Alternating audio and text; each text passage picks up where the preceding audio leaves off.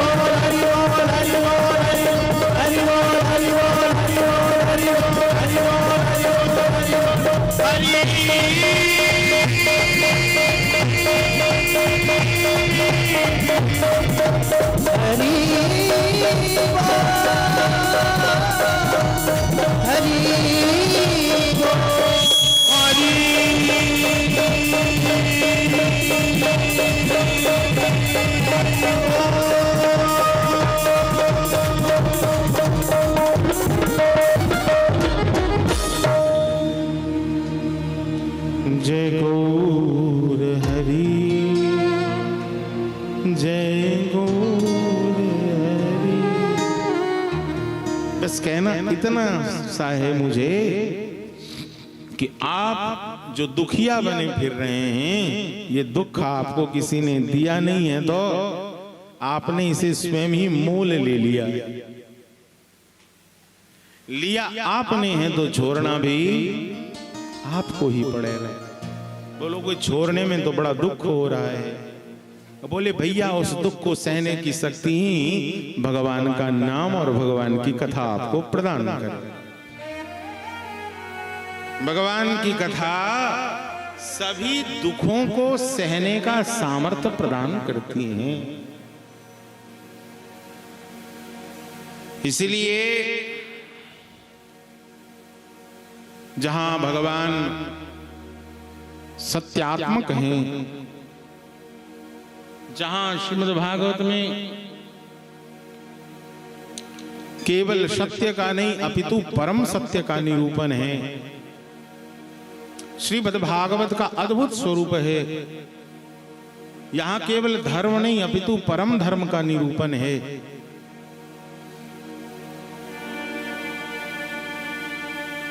श्रीमद् भागवत में केवल ज्ञान का नहीं अपितु परम ज्ञान की चर्चा है।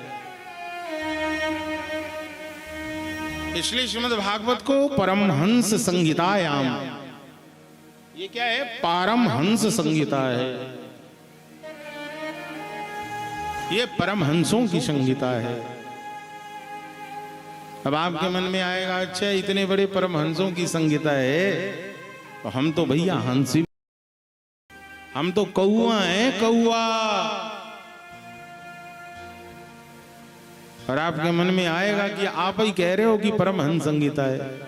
मेरे कहने का मतलब है कि कौआ हो या सूगा हो, सुक हो, तोता हो, हंस हो या परमहंस हो, ये भागवत वाटिका ऐसा है,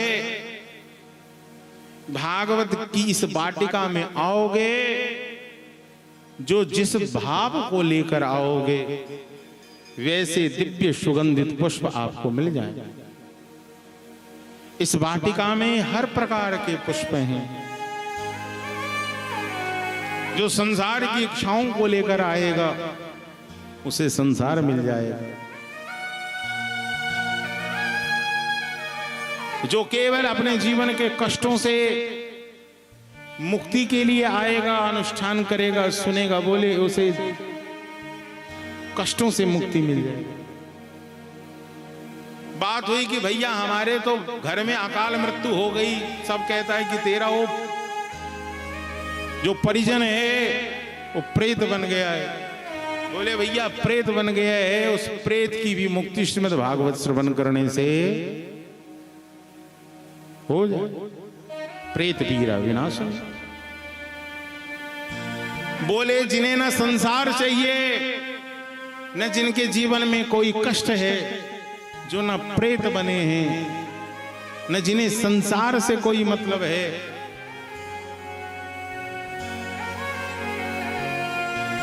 जो उस स्थिति में पहुंच गए हैं, जिन्होंने सीख लिया है कि माया क्या है और ब्रह्म क्या है,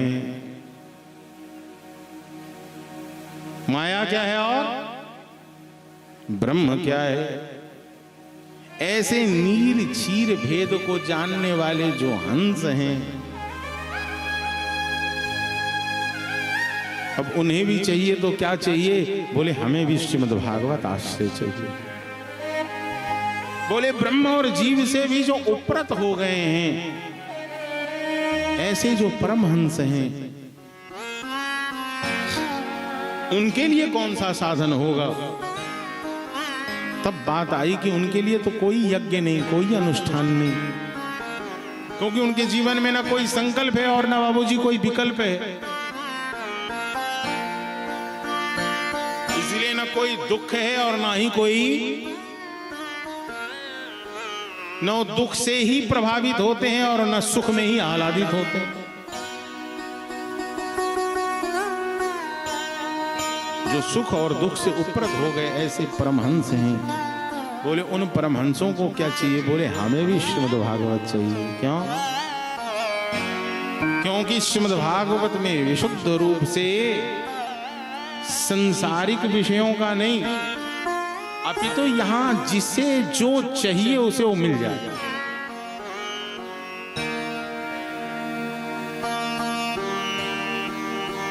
यहां सबके लिए कुछ न कुछ है, और जिसे कुछ नहीं चाहिए उसके लिए सब कुछ है। यह जो स्वरूप है यह श्रीमद् भागवत का है। इसलिए श्रीमद् भागवत में परम ज्ञान का निरूपण है। श्रीमद् भागवत में परम धर्म का निरूपण है, और श्रीमद् भागवत में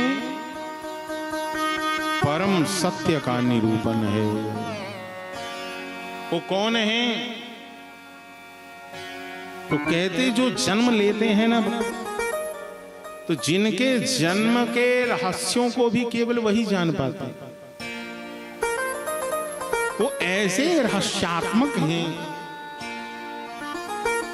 इतने सारे रहस्यों से भरे हुए हैं। अब सोचिए कि कभी कभी समाज में कोई व्यक्ति कह देता है अरे हम बड़े रहस्यमयी लोग हैं, तुम हमें नहीं पहचान पाओगे। तो अब आप कल्पना कीजिए कि श्री कृष्ण कितने रहस्यमयी हैं।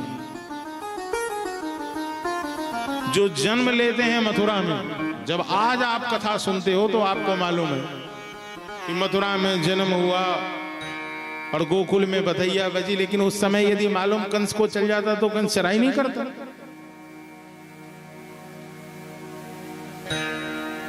जहां देवकी वसुदेव को पता नहीं चल पाया, नंद यशोदा को भी जो रहस्य पता नहीं चल पाया, मैया के गर्भ में पल रहे भगवान की स्तुति करने के लिए स्वयं ब्रह्मादि आदि देवता आते हैं, गर्भ स्तुति गाते हैं।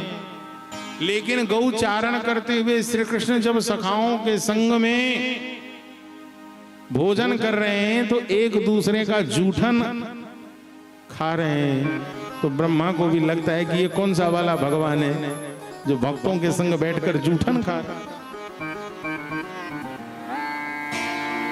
अब समझो कि जिनकी लीलाओं से ब्रह्मादि आदि देवता भी मोहित हो जाते हैं,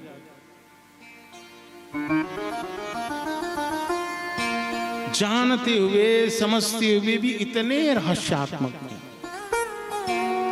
भगवान के न जाने कितने जन्म अनंतानंत अवतार लेते हैं, कब किस प्रकार से भगवान अवतरित हो जाए। अरे भैया, जब दुशासन के द्वारा पंचाली के साड़ी को खींचने लगा है, तो आपको मालूम जो सबसे निर्जीव है वस्त्र है, वस्त्र के रूप में भी भगवान अवतरित हुए और पंचाली के लाज की रक्षा श्री कृष्ण ने करी है। तो भगवान भक्तों के हृदय में उठने वाली, जीवन में आने वाले किस आपदा और विपदा में वह प्रकट हो जाए। और सत्यता तो यही है कि हम भगवान के लिए एक अवधारणा कर लिए, हमारे मस्तिष्क में एक दृश्य हो गया है कि शंकर जी कैसे दिखेंगे, तो बोले शंकर जी विकराले होंगे, बड़े विकराल होंगे। तो कैसे? जटाजूटधारी होंगे, चिदाभस्म रंगाए होंगे, बागंबर धारण किए होंगे। हमें बताओ, केवल यही स्वरूप है उनका क्या? महादेव का एक स्वरूप है सदा शिव, जो कैलाश पर योग की मुद्रा में बैठे हुए हैं, ध्यान मुद्रा में बैठे हुए। आप उस मुद्रा का ध्यान कीजिए जहां ज्ञान चक्षु प्रकाशित हो रहा है।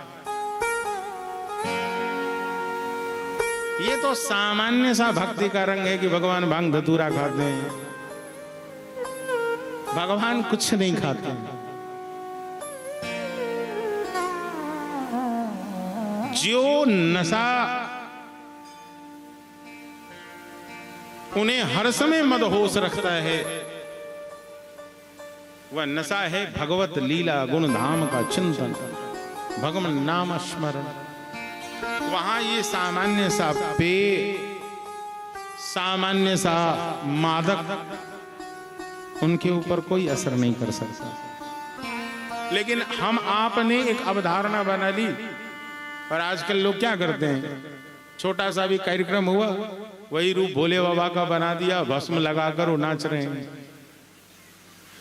तो अब यदि बताओ कि सदा शिव स्वरूप में यदि महादेव वहां आ जाएंगे तो कोई उन्हें समाज में स्वीकार करेगा? क्यों? क्योंकि आपकी अवधारणा हो गई है कि भगवान ऐसे ही दिखते, भगवान हर समय त्रिशूल लेकर ही भागते होंगे। अरे नहीं, भगवान को देखना और समझना है तो उसके लिए आपको खुद को देखना पड़ेगा। वास्तविकता यही है कि भगवान यदि स्वजन हैं, जन हैं, तो उनके अंदर भी वही सब स्थिति है जो आपके अंदर है। आपके अंदर अंश में है और उनके भीतर में अंशी के रूप में है। ईश्वर अंश जीव अविनाशी, चेतन अमल सहज सुख राशि। भगवान ऐसा नहीं कि हर समय मुरली धारण ही किए रहते हैं।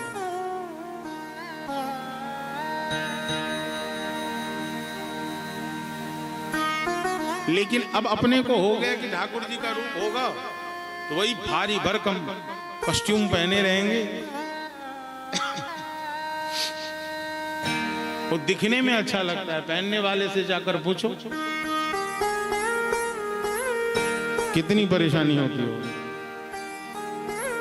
हाँ लाला, कितनी परेशानी होती है।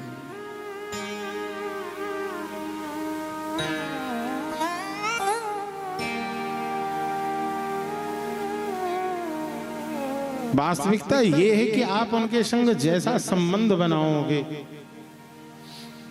तो ठाकुर जी उस प्रकार के संबंधों का निर्वहन करते हैं, निर्वाह करते हैं। आप जितना निभाओगे ये निश्चित है उससे 2 गुना ज्यादा वो निभाते हैं। तो जिनके जन्मों के रहस्यों को कोई नहीं जान पाता, जो स्वयं भगवान हैं, वह जड़ नहीं है, चेतन नहीं है, वह परतंत्र नहीं है, तो वो सर्वतंत्र स्वतंत्र हैं। वह क्या है? स्वयं प्रकाशित हैं।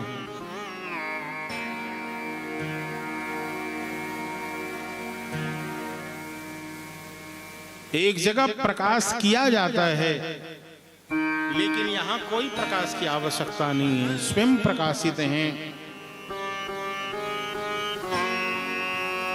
जिन्होंने अपने संकल्प से ही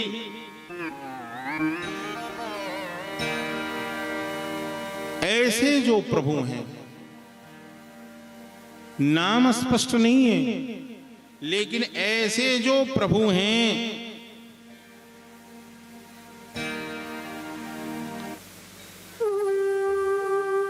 जिनका स्वरूप परम सत्य है, उन्हें हम नमस्कार करते हैं। वो कौन है? वही वास्तविक रूप से कृष्ण हैं, जो जन्म लेते हैं गोकुल मथुरा में। बधैया बसती है गोकुल में, लेकिन दुनिया में ऐसा कोई व्यक्ति नहीं जो किसी को विदित हो। चूंकि आज 5000 वर्ष के बाद जब हम कृष्ण कथा श्रवण करते हैं, तब अपन को लगता है कि ये बातें हुई होंगी, लेकिन उस समय पे किसी को कुछ भी विदित नहीं हो पाया। भगवान ऐसी लीला करते, तेजो वारिंद्रम यथा विनिमयो, सब लीला सामान्य रूप से। भगवान अग्निपान करते, 3 वस्तु हमारे आपके जीवन से जुड़ा हुआ है। पहला है अग्नि बाबा, दूसरा है वारी जल, और तीसरा है मृदा मतलब मिट्टी।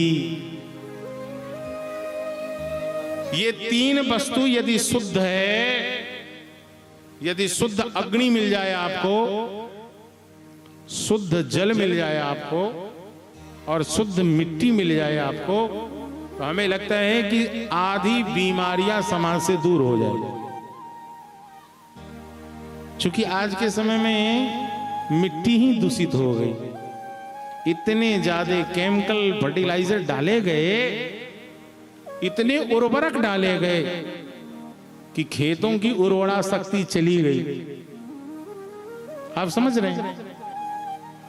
अनाज तो आप स्वच्छ खा रहे हैं, लेकिन उसमें इतने कीटनाशक केमिकल आ गया, जिसके कारण मिट्टी क्या हो गया? दूषित हो गया। वहां से बीमारियों का घर प्रारंभ हो गया। मिट्टी को शुद्ध करने वाले जो जीव थे, केचुआ, आज मिट्टी से वो समाप्त हो चुका है। दिखता है समाज में कहीं आपको। उसके बाद जल दूषित हो गए, और सबसे बड़ी बात है कि आज घर में जलने वाली अग्नि भी दूषित हो गया। इसलिए भगवान श्री कृष्ण रूप में अवतरित होकर जब ब्रज में लीला करते हैं, तो उनके सभी लीलाओं में बाबा 3 लीला श्रेष्ठ है। अग्नि लीला, भगवान दावानल की अग्नि का पान करते हैं और अग्नि को शुद्ध कर देते और फिर उस कालिया नाग के फन पर नाचते हैं और ये कहते हैं, ये कालिया तुम्हारे कारण जमुना का जल दूषित हो रहा है रे। इसलिए भगवान तांडव गति मुंडन पर नाचत,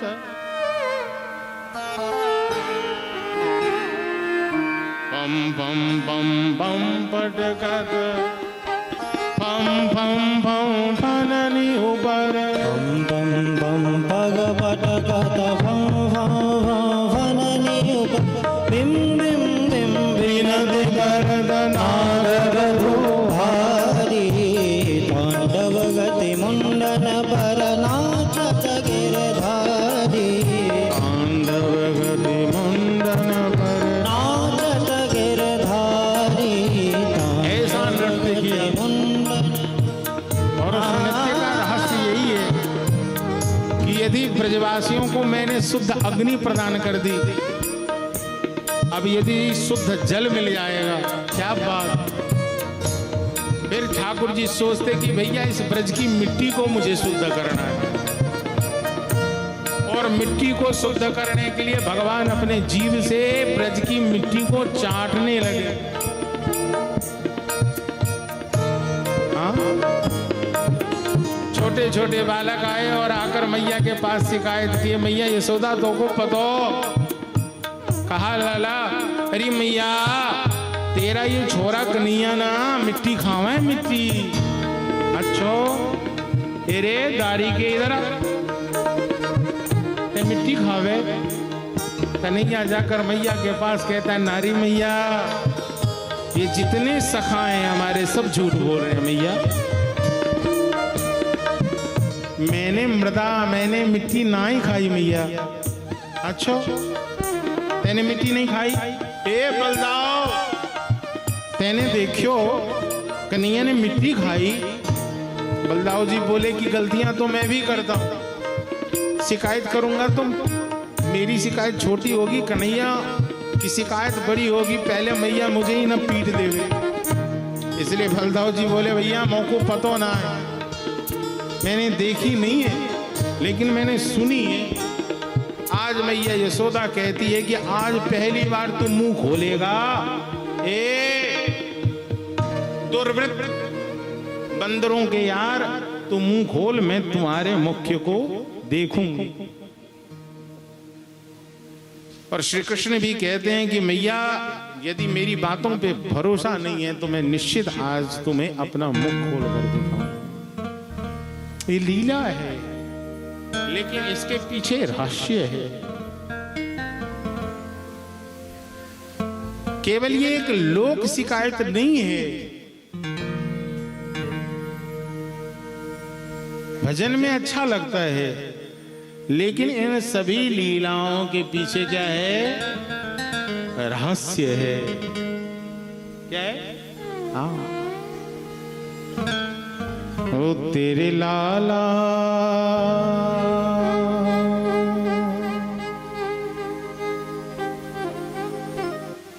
ओ तेरे लाला ने माटी खाई, यशोदा सुन माई, यशोदा सुन माई, यशोदा सुन माई, यशोदा सुन माई, ओ तेरे कनुआ ने। अच्छो तो तेजो वारी ब्रदम यथा विनिमयो यत्र हत्र शर्गो मृषा। वह एक कृष्ण ही ब्रज में रहकर इतने सारी लीलाओं को करते हैं, एक सर्ग में नहीं अपितु 3 सर्ग में। एक ब्रजेंद्र नंदन है, एक यशोदा नंदन है और एक देवकी वसुदेव नंदन वासुदेव। वृंदावन में एक कृष्ण नहीं है, वृंदावन में एक यशोदा का छोरा है, एक नंद का छोरा है और एक देवकी और वसुदेव का छोरा है। 3 सर्गों की लीला करते एक ही कृष्ण है, वृंदावन वाला अलग है। बाबा वृंदावन वाला अलग है। कैसा अलग है? ये मधुर है, ये प्रेमी है। लेकिन जैसे ही वो मथुरा जाता है, सांदीपनी के विद्यालय में जाकर पढ़ता है, तो अब ये ज्ञानी हो गया है, नीतिज्ञ हो गया है, ये राजनीतिज्ञ हो गया है। अब तो राज्य कैसे चले इसका कौशल आता है। मथुरापुरी ही द्वारिकापुरी है। ये वृंदावन के यशोदा नंदन वह तो वृंदावन में ही है, लेकिन देवकी और वसुदेव नंदन तो अब द्वारिकाधीश हो गए। और वही द्वारिकाधीश जब हस्तिनापुर आते हैं तो शांति दूत बनकर आते हैं। दुनिया में ऐसी शांति तो किसी ने देखी नहीं। दुनिया में ऐसा शांति दूत कौन होगा जैसे श्री कृष्ण थे, बताओ। जब बात नहीं बनी तो भी श्री कृष्ण जिनका सारथी बने हैं, संबंध में बहनोई है, सुभद्रा का पति है अर्जुन, लेकिन उससे पहले संबंध है कि सखा हैं, मित्र हैं, उनके रथ को हाँक रहे हैं। कौन? कन्हैया। रथ हाँकने में जो ड्राइवर होता है बड़ा सजग होता है, क्योंकि चारों तरफ से बाणों का टंकार चल रहा है। इधर से बाण मारे जा रहे हैं, उधर से बाण मारे जा रहे हैं। रथ को हर तरफ घुमाना है, यहां से वहां, इधर से उधर, इधर से उधर। अब जो योद्धा लड़ रहा है, बाण चला रहा है, अब सोचियो कैसे कहेगा कि दाएं मुड़ो बाएं मुड़ो। तो अपने पांव में पहनने वाले पादुका में एक नूक बनाकर रखता है। यदि उसे दायां घूमना है तो उसकी पीठ में चुभोता है, बायां घूमना है तो बाईं पीठ में चुभोता है। बताओ, ऐसा शांति दूत जो ऐसा सारथी बना हुआ है, ड्राइवर बना हुआ है, जिसे अर्जुन के चरणों कितने सुकोमल हैं। गोपियां कहती हैं कि श्री कृष्ण के चरण और शरीर इतने सुकोमल हैं कि मैया लक्ष्मी जब भगवान का चरण दबाने जाती हैं तो केवल ऐसे ऐसे करती हैं धीरे धीरे, कहीं हस्त चाप न पड़ जाए भगवान के ऊपर, तो मेरे हाथ का छाप ना आ जाए उनके शरीर पर। इतना सुकोमल जिनका शरीर है, जब सारथी बनते हैं तो उस चरण के कील को भी सहन कर लेते हैं। जहां चारों ओर लाशें बिछी हुई है, आप सोचिए वहां किसी को फुर्सत होगा बातचीत करने का? इतनी हिम्मत कोई जुटाएगा क्या? जहां घबराया हुआ वह अर्जुन भी अपने गांडीव को लाकर श्री कृष्ण के चरणों में धर दिया। हे प्रभु, मुझसे युद्ध नहीं हो सकता। कार्पण्य दोषोपहत स्वभाव प्रक्षामि त्वां धर्म सम्मूढ़ चेत। ये लड़ाई न जाने किसके लिए हो रही है। ये सारे हमारे अपने भाई भतीजे मर रहे हैं, यहाँ तो सारे हमारे गुरु मर रहे हैं, हमारे सगा संबंधी मर रहे हैं। ये हम लड़ क्यों रहे हैं? मुझसे नहीं लड़ा जा सकता, मैं नहीं लड़ पाऊंगा। अर्जुन ने गांडीव छोड़ दिया, लेकिन उस धर्म युद्ध को प्रारंभ रखने के लिए ऐसी विपरीत परिस्थितियों में अनुकूल परिस्थिति बनाकर श्री कृष्ण ने 18 अध्याय के भगवत गीता का उपदेश अर्जुन को कर दिया। कोई दूसरा कर सकता है? किसी और से संभव है?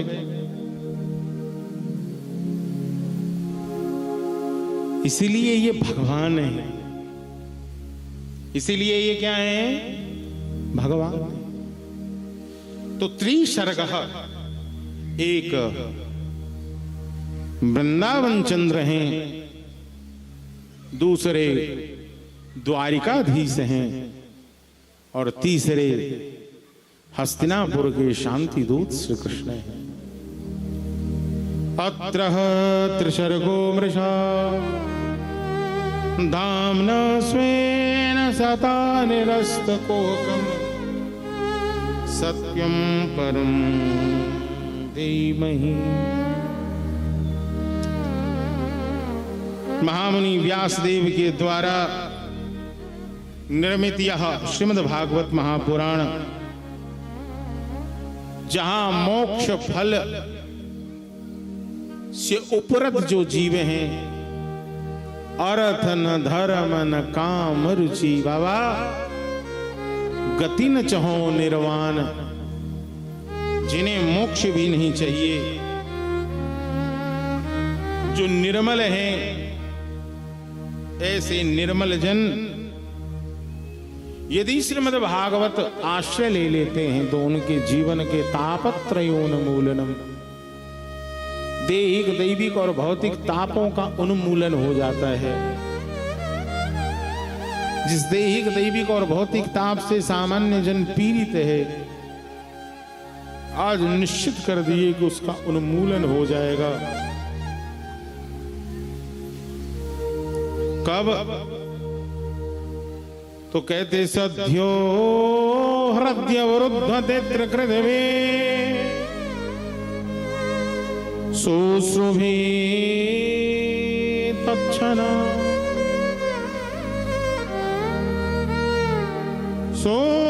सुश्रुभि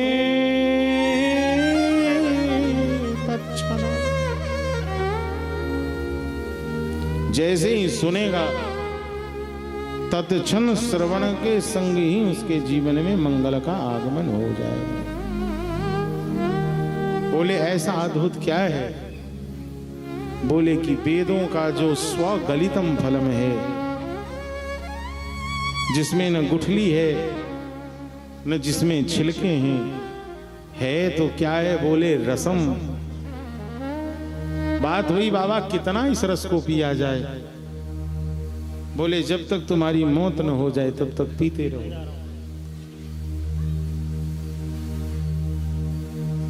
आलयम मुहुरहो रसिका भुवि भावुकाः, जो भावुक जन हैं, जो रसिक जन हैं, ऐसे भावुक और रसिक जनों के मुख से श्रवण करते रहो।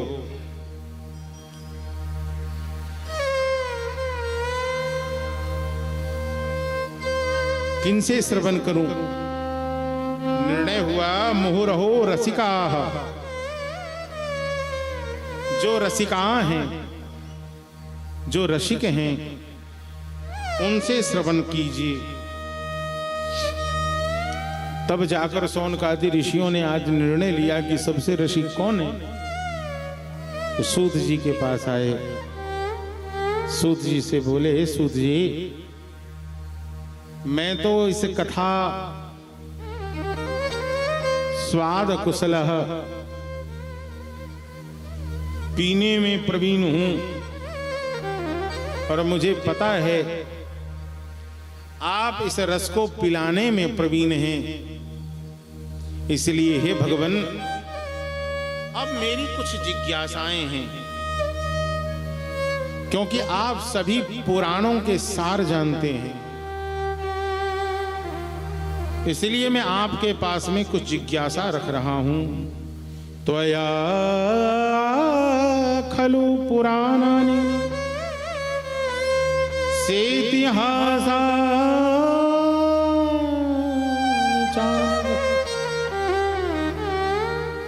आप समस्त इतिहास पुराण और धर्म शास्त्रों को विधि पूर्वक अध्ययन किया है, तथा भली भांति आपने उसका चिंतन किया है।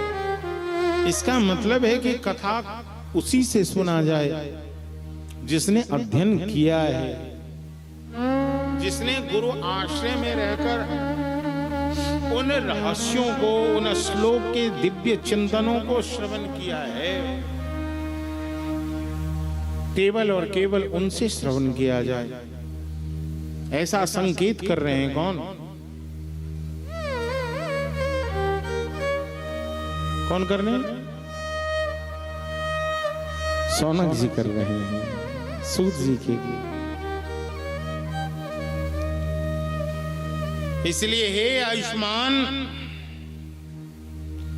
उन शास्त्र पुराणों गुरुजनों के उपदेशों का हम कलयुगी जीवों के परम कल्याण का जो सहज साधन हो, वह सहज साधन आप मुझे बताइए। क्योंकि आज के समय में लोगों को साधन करने में रुचि नहीं रही, तो आदमी हर चीज में शॉर्टकट चाहता है। ऐसा कोई छोटा सा रास्ता मिल जाए, निकल जाओ यहां से। बताइए ना मुझे, कोई ऐसा रास्ता है जिससे जल्दी पहुंच जाएंगे? भैया गली है, अरे गली है तो कोई बात नहीं, फिर भी पहुंच जाएंगे। यही बात चिंता सता रही है कि आज के समय में कोई साधन करना नहीं चाहता है, तो सब चाहता है कि सहजता से मुझे कैसे प्राप्त हो जाए, क्योंकि लोग आलसी हो गए हैं। और लोग आलसी हो गए ये तो चलता। श्री शौनक जी महाराज कहते हैं, मुझे चिंता इस बात की है कि खुद आलसी था तो चलता, लेकिन सबसे बड़ा आलस्य तो उसके भाग्य ने कर दिया। सबसे बड़ा मंदा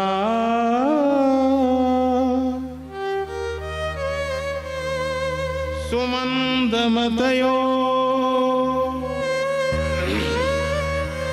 मंद भाग्या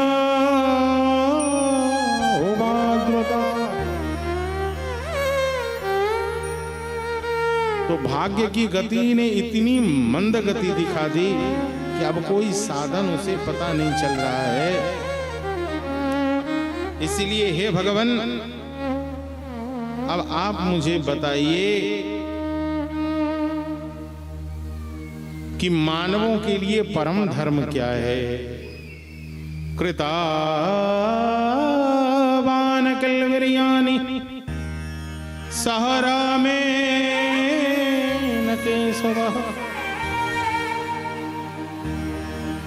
सबसे बड़ी बात कि मानवों के लिए परम धर्म क्या है, सबसे श्रेष्ठ कौन है? भगवान जब अजन्मा है तो जन्म का कारण क्या होता है? जो अजन्मा है वो जन्म क्यों लेते हैं, और जब जन्म लेते हैं तो उनके कितने अवतार हैं? वक्ता कौन श्रेष्ठ है? और भगवान जब इस धरा पर आते हैं तो वह कौन कौन सी लीला करते हैं? और भगवान इस प्रकार से आज शौनकादि ऋषियों ने अपनी जिज्ञासा रखी है। गुरुदेव आज कहते कि भैया, जो रहस्य मैं उद्घाटित कर रहा हूं, यस्वानुभावमखिल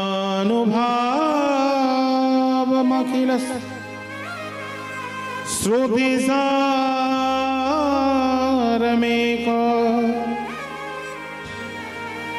मध्यात्मदीपमतिदिशदाम् तमोऽन्धम्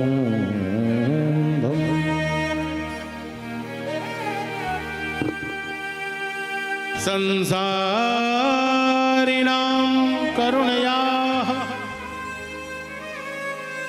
पुराण गोई तम व्यासोनुमुपया गुरु मुनीना।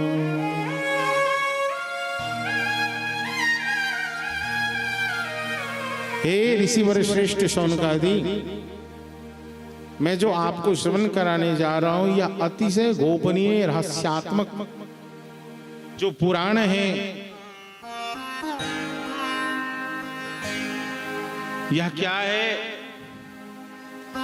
तो भगवत स्वरूपों का अनुभव कराने वाला है। और संसारिणाम करुणया, संसार के दुखों से पार ले जाने वाला यह वह साधन है। लोग यदि घोर अंधकार में हैं तो उस अंधकार से बाहर लाने का जो साधन है वह पुराण गुह्यम, गुह्य रूप से, गोपनीय रूप से श्रीमद् भागवत में निरूपित है। इसीलिए तम व्यास सूनुमुपियम गुरु मुनिना, इसके लिए आपको बड़े बड़े गुणीजन, गुरु वर्ग, व्यास, सुख, उन्होंने जो गाया है, गुनगुनाया है, उस साधन को साध्य बनाना पड़ेगा। इसलिए मनुष्यों में सर्वश्रेष्ठ भगवान के अवतार नर नारायण ही हैं। और उस नर नारायण के रूप में भगवान सरस्वती देवी और व्यास देव जी को नमस्कार कर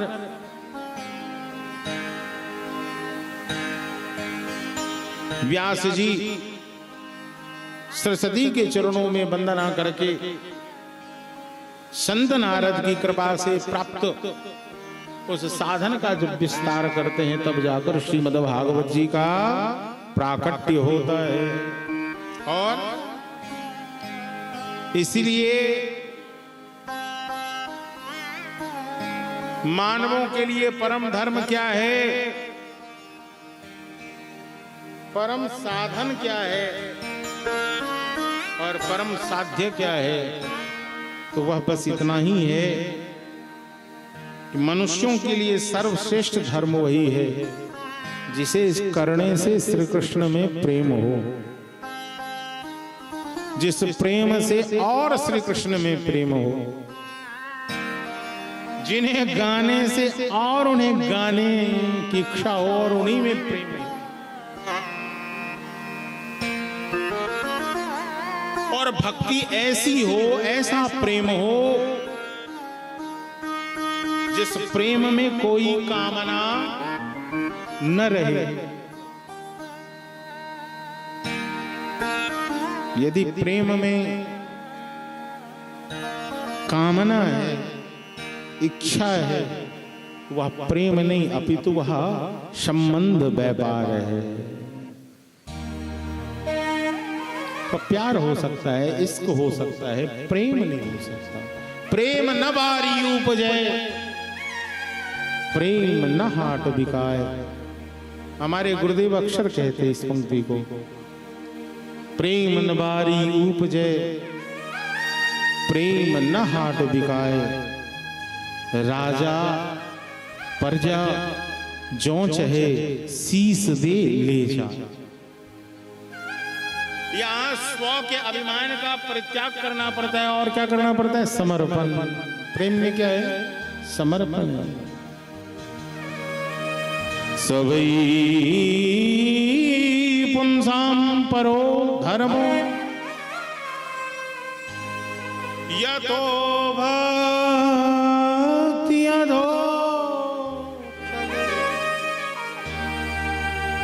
अहित की प्रतिहता यही आत्मा संप्रसेदति।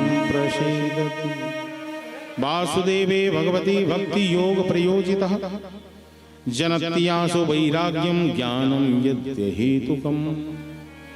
वही वैराग्य को प्रदान करने वाले हैं, वही आनंद को प्रदान करने वाले हैं।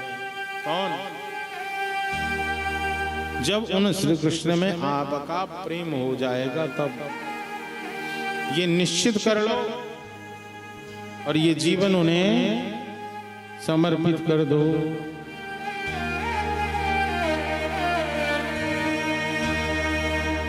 ये जीवन है तेरे हवाले,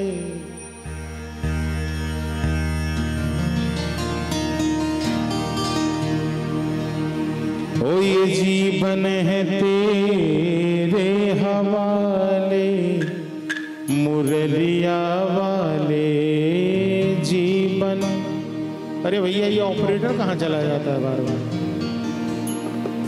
बैठा के रखो उसको। ये जीवन है तेरे हवाले, मुरलिया वाले जीवन है तेरे हवाले, मुरलिया वाले जीवन है तेरे हवाले, मुरलिया वाले जीवन है तेरे हवाले, मुरलिया वाले। तेरे हाथों की हम कठपुतली, तेरे हाथ की हम कठपुतली, तेरे हाथ की हम कठपुतली, तेरे हाथ की हम कठपुतली, तेरे हाथ की हम कठपुतली, तेरे हाथ की हम कठपुतली। जैसा जैसा जैसा चाहे न चाहे मुरलिया वाले, ऐसा चाहे न चाले मुरलिया वाले। जीवन है तेरे हवाले, मुरलिया वाले जीवन है तेरे हवाले, मुरलिया वाले।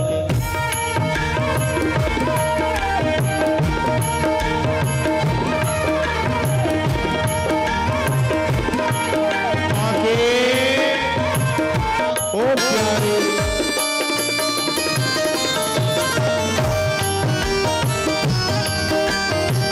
सभी गाँव प्यार से दोनों हाथ बैठकर घूमते हुए श्री राधा।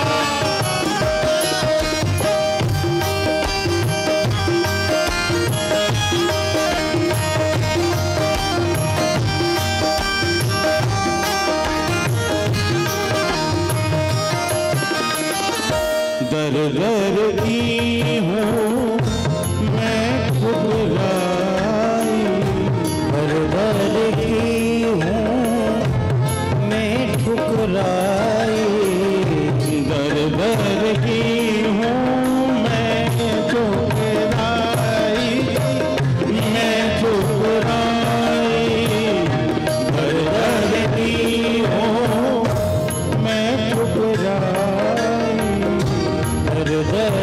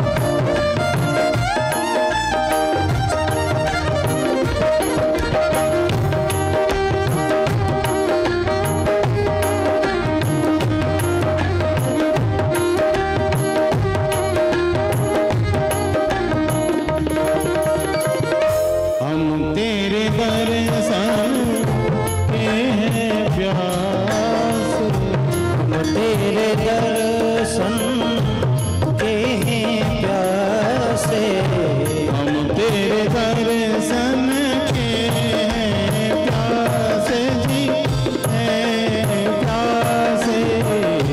हम तेरे दर्शन के हैं प्यासे हम तेरे दर्शन के हैं प्यासे। हम तेरे दर्शन के हैं प्यासे। अब तो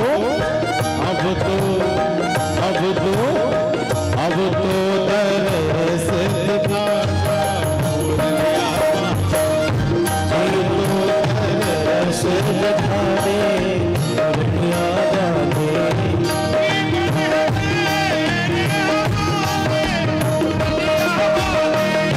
जीवन तेरे हमारे मुरलिया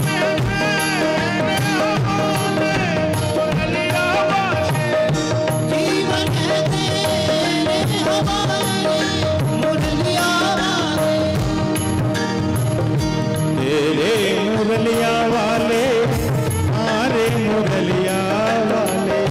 तेरे हमारे मुरलिया तेरे मुरलिया वाले हमारे मुरलिया वाले। तेरे मुरलिया वाले हमारे मुरलिया वाले। तेरे मुरलिया वाले हमारे मुरलिया वाले। तेरे मुरलिया वाले हमारे मुरलिया वाले। मुरलिया वाले हमारे मुरलिया वाले। अब तो दरस दिखा मुरलिया वाले। अब तो दरस दिखा दे मुरलिया वाले।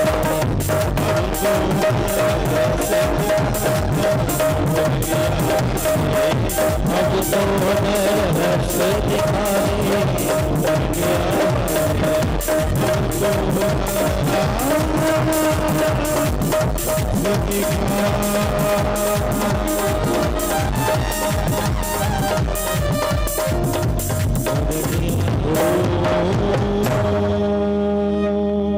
मुरलिया वाले ये जीवन है तेरे हवाले। मुरलिया वाले जैसा चाहे नचा ले। मुरलिया वाले अब तो दरस दिखा दे रे। ये दरस तब होगा जब आपके भीतर का समर्पण हो। जब तक संबंध बोध नहीं होगा आप उनसे संबंध नहीं बनाएंगे। जब तक भगवान समझोगे तो तुम्हें भक्त बनकर रहना पड़ेगा और उसके लिए सुनना पड़ेगा। सुनने के बाद आपके अंदर की वह जिज्ञासा, वह लिप्सा धीरे धीरे धीरे धीरे इन भोग विलासाओं से मुक्त कर देगा। भोगों का उद्देश्य आपको पता चल जाएगा। ये भोग केवल जीवन निर्वाह के लिए है, अन्यथा ये भोग हमें दुख ही दे सकता है। श्री कृष्ण चरणार विंद की प्राप्ति नहीं करा सकता। इसीलिए जो तत्ववेता जन होते हैं वह भगवान का जो सच्चिदानंद रूप है, ब्रह्मेति परमात्मेति भगवानिति सत्यते है, सतचित आनंद स्वरूप है। केवल और केवल उस सतचित आनंद स्वरूप का ही ध्यान करते हैं। और ये तो निश्चित है कि जिन्हें इस संसार सागर से पार जाना होगा, मुमोक्ष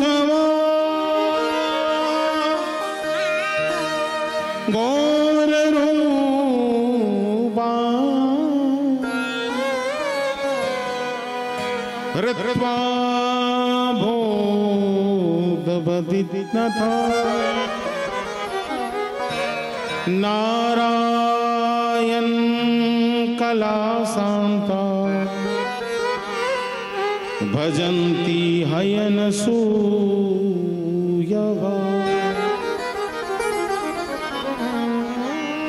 मुमुक्षुवो भूरूपाणाम, इस घोर संसार सागर से जिसे पार जाना होगा, आज गुरुदेव कह रहे हैं निश्चित ही वह व्यक्ति पर निंदा से पहले बाहर आता है। जब तक पर निंदा से बाहर नहीं निकलोगे आचार्य जी, तब तक कुछ नहीं होगा। बड़े बड़े लोग भी फंस जाते हैं। इसलिए भगवान श्री कृष्ण ही सारा सर्वस्व हैं। वासुदेव परा वेदा, वासुदेव परामखा, वासुदेव परा योगा, वासुदेव परा क्रिया, वासुदेव परम ज्ञानम, वासुदेवम परम तपः, वासुदेव परो धर्मो, वासुदेव परः गति। भगवान वासुदेव ही, कृष्ण ही क्या है? वेदों का सार है।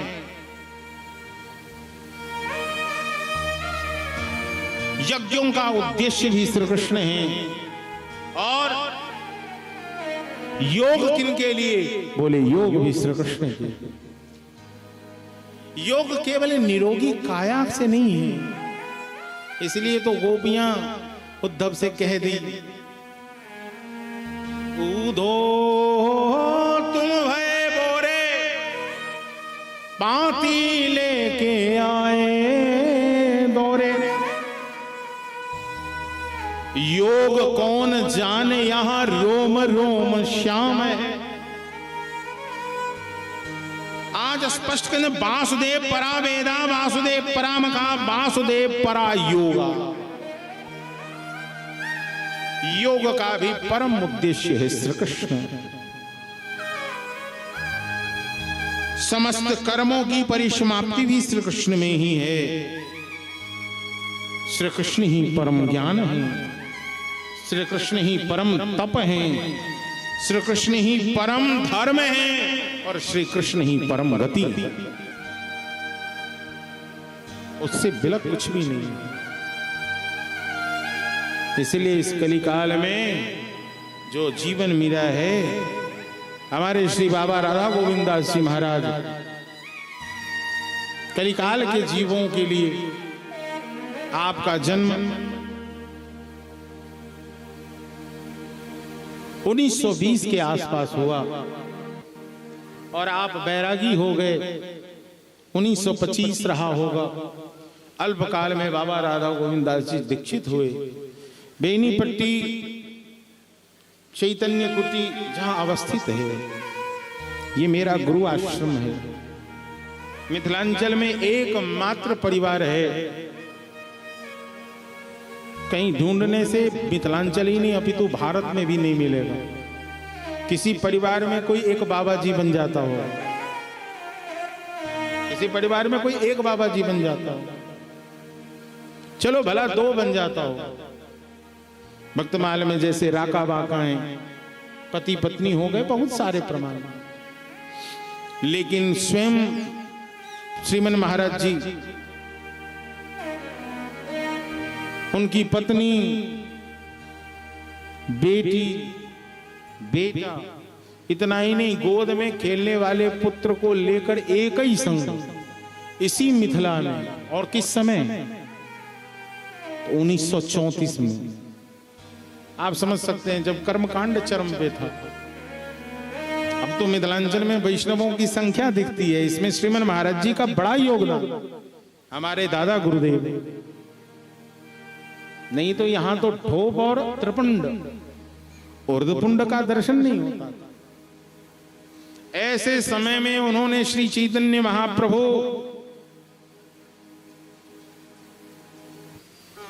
देव के चरणों में स्वयं को समर्पित किया। और समर्पित केवल वैष्णव नहीं हुए, अपितु एक ही दिन में सबों ने वैराग्य संन्यास ग्रहण कर लिया। एक दिन।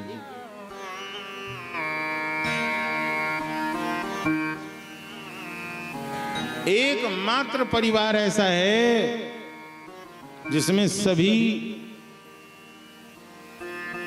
लोग एक संग ही बैरागी महात्मा बने। तो ये तप होता है, ये त्याग होता है, ये निष्ठा होती है, ये लगन होता है।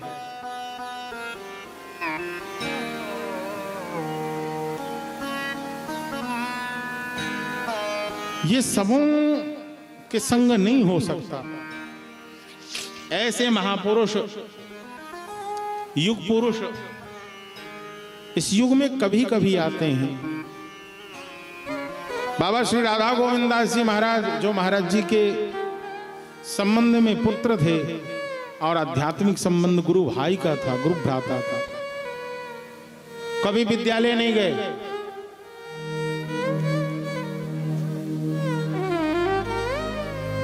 ठाकुर जी में ऐसी निष्ठा, गुरु के प्रति ऐसा समर्पण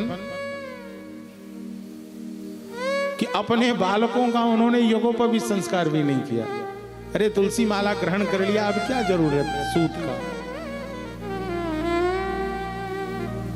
फिर भी किसी विद्यालय कभी बाबा राधा गोविंद दास जी महाराज नहीं गए।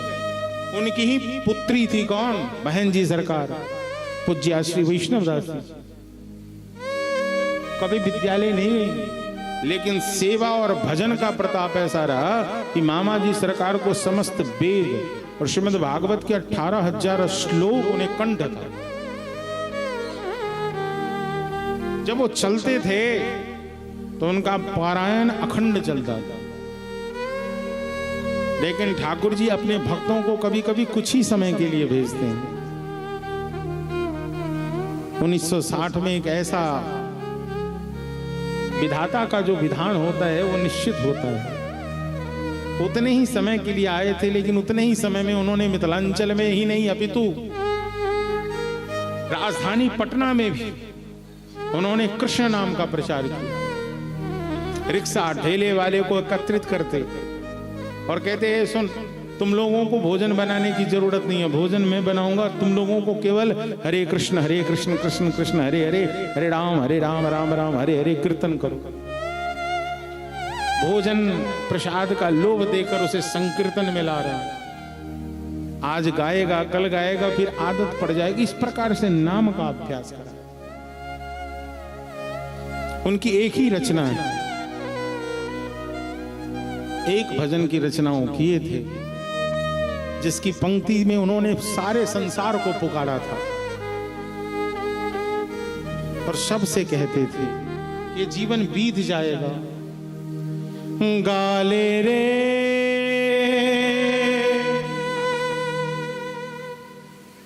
गाले रे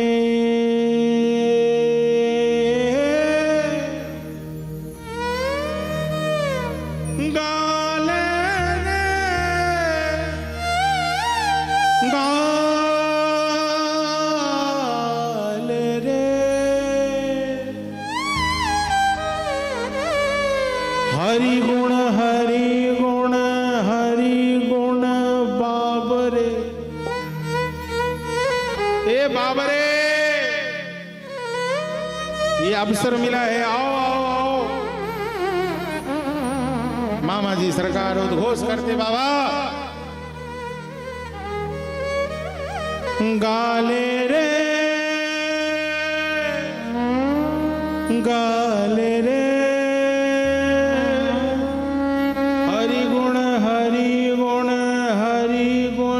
बाबरे।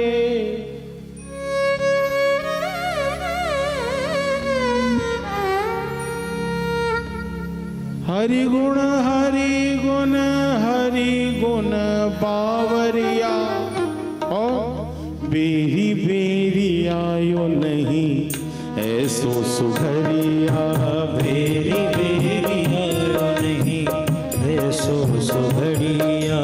बेरी बेरी आयो नहीं ऐसो सुघरिया। बेरी बेरी आयो नहीं ऐसो सुघड़िया। ऐसो सुघरिया, ऐसो सुघरिया, सो घड़िया रे सो घड़िया। क्यों मानव का तन पाके, मानव का तन पाके, अनमोल धन पाके, मानव का तन पाके, अनमोल धन पाके। जीवन सफल कर ले हरि का भजन गाके, जीवन सफल कर ले हरि का भजन गाके। अब की बेरिया जो चूकोगे प्राणियों, अब की बेरिया जो चूकोगे प्राणियों, अब की बेरिया जो चूकोगे प्राणियों, अब की बेरिया जो चूकोगे प्राणियों। नाव पड़ेगी मझधारिया, नाव पड़ेगी मझधारिया, ओ नाव पड़ेगी मझधारिया, नाव पड़ेगी मझधारिया। गाले रे गाले रे गाले रे गाले रे।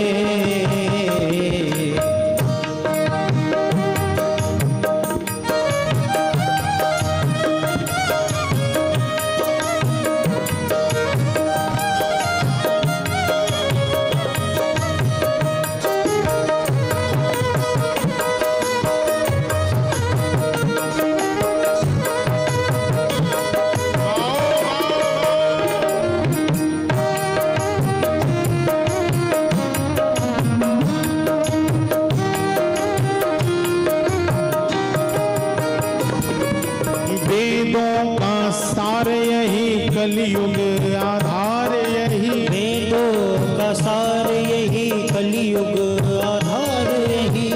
करता है भवनिधि से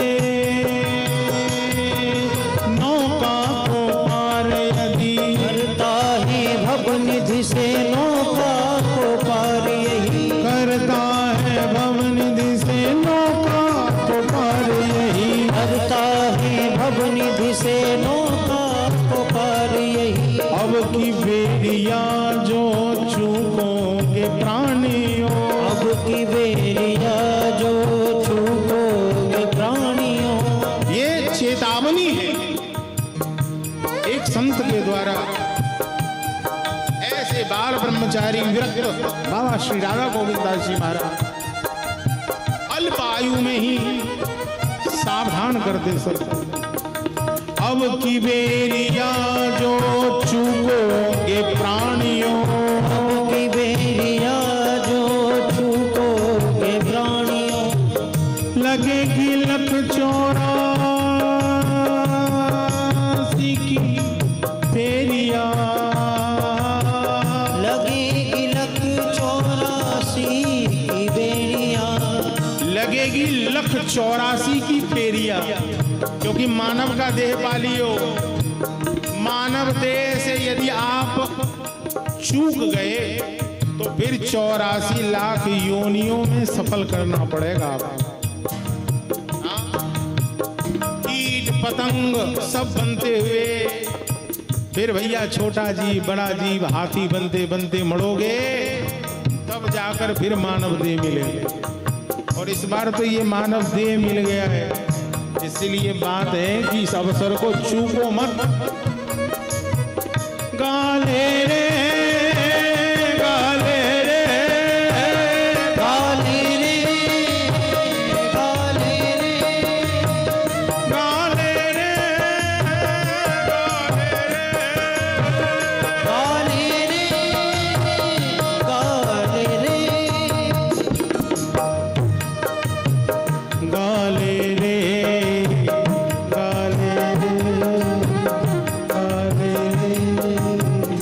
गाले रे। क्या गाना है? हरे कृष्ण कृष्ण कृष्ण हरे हरे, हरे राम राम राम हरे हरे। हरे कृष्ण कृष्ण कृष्ण हरे हरे, हरे राम राम राम हरे हरे। हरे कृष्ण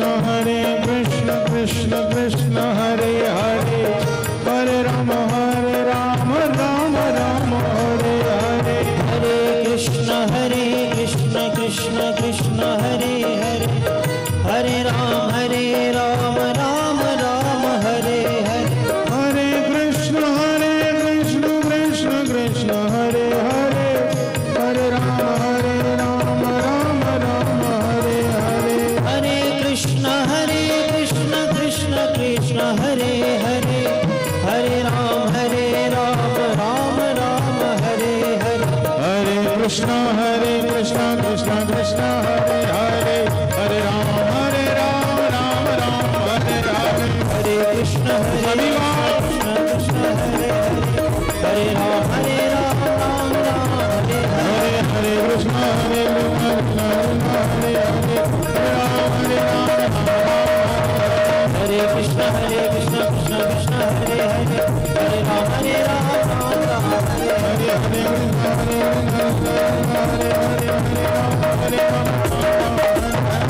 कृष्ण कृष्ण कृष्ण हरे हरे हरे राम राम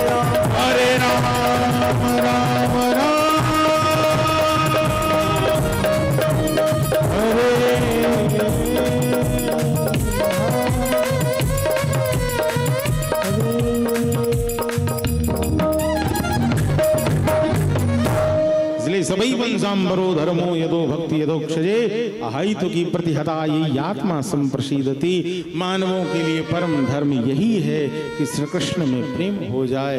वेद का, योग का, तप का, तपस्या का, सबका सार श्री कृष्ण है। श्री कृष्ण नाम संकीर्तन से ही उनमें प्रेम होगा। बात आ गई कि मानवों के लिए परम धर्म क्या है।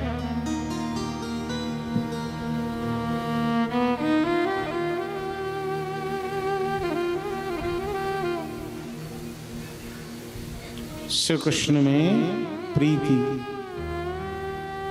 प्रीति कैसे हो तो बोले उन्हें भजो, गाओ। गाने के लिए क्या करना पड़ेगा तो सुनो। बोले आपने मुझसे पूछा कि भगवान कब अवतरित होते हैं। जब भैया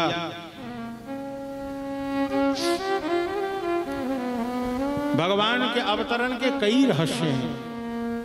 केवल पापाचार वरणे से ही भगवान नहीं आते हैं, तो भक्तों के कंदरण को सुनकर भी ठाकुर जी आते हैं। ठाकुर जी भक्तों के पुकार को सुनकर भी आते हैं।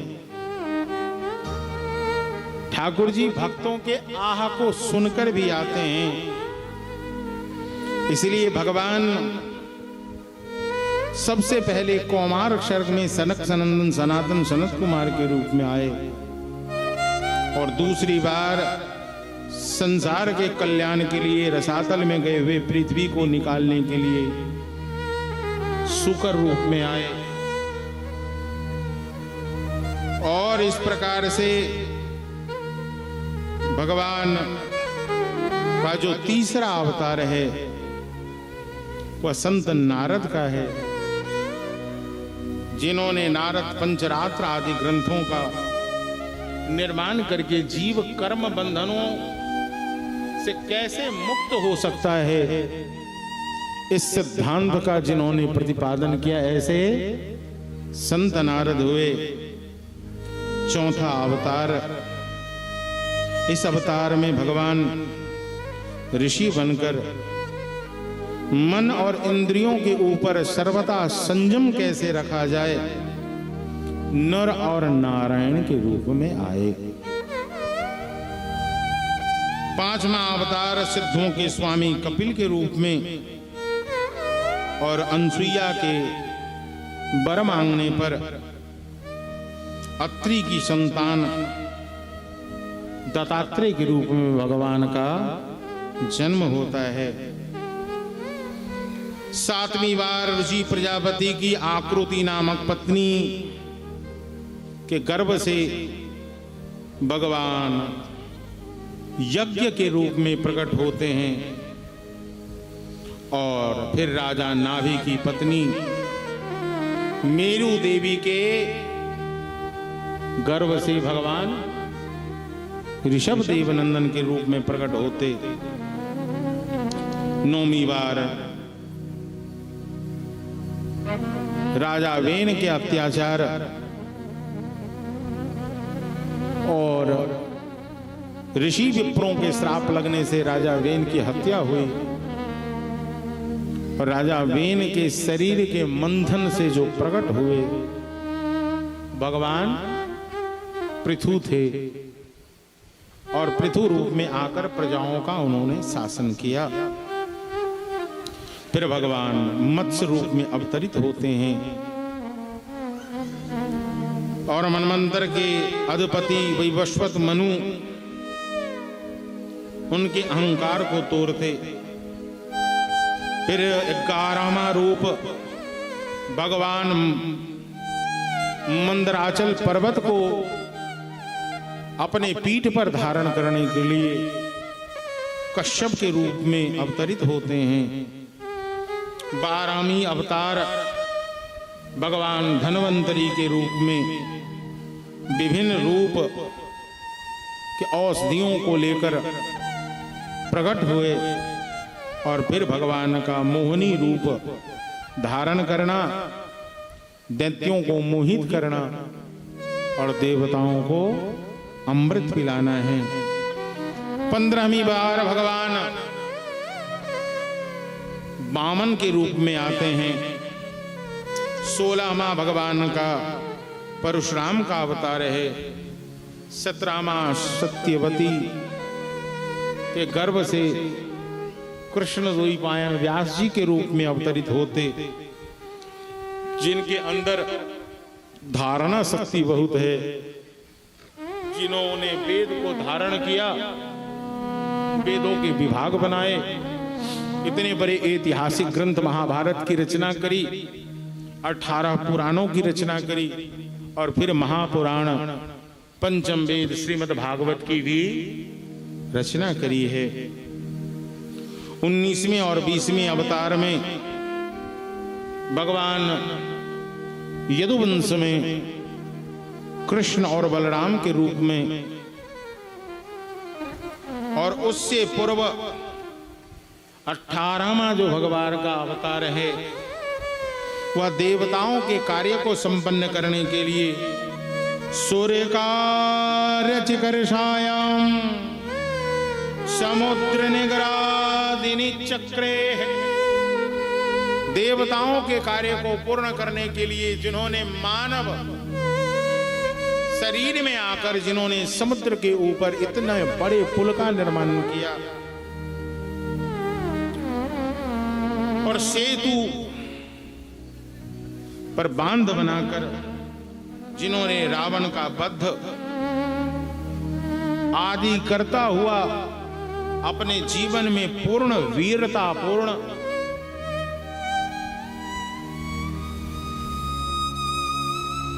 श्री राम ने अपने प्रजाजनों की सेवा करी है। 19वें 20वें अवतार में रामकृष्ण आए हैं और इस प्रकार से फिर कलयुग के आने पर श्रीमद् भागवत में तो बुद्धावतार की चर्चा है। वैसे बौद्धिज्म इस बात को मानता नहीं है, फिर श्रीमद् भागवत में है कि बुधो नाम जनसुतम किकटेषु भविष्यति। कीकट देश कहा जाता है मगध को, उसमें कीकट प्रदेश में इसका जन्म होता है। इनका भगवान बुद्धावतार के रूप में आते हैं। लेकिन सभी अवतारों में बाबा 2 अवतार श्रेष्ठ हैं, एक हैं श्री कृष्ण और दूसरा है श्री राम। सभी अवतारों में भगवान भक्तों की इच्छाएं पूर्ण करी है, लेकिन राम कृष्ण बनकर जब आते हैं तो अपने भीतर वह जो रस है उस रस को उन्होंने चखा है। इससे पहले क्या है, भगवान का ऐश्वर्य स्वरूप। भगवान नृसिंह रूप में आए, भगवान कश्यप रूप में आए, भगवान वामन रूप में आए, भगवान सनक सनंदन सनातन रूप में आए, देवर्षि नारद में आए। तो ये सारे जो रूप हैं, उन सबों में इन्होंने रस नहीं पाया था। उन सबों में तो इनकी वंदना हुई थी, आज भी इनकी वंदना है। महारानी लक्ष्मी पृथु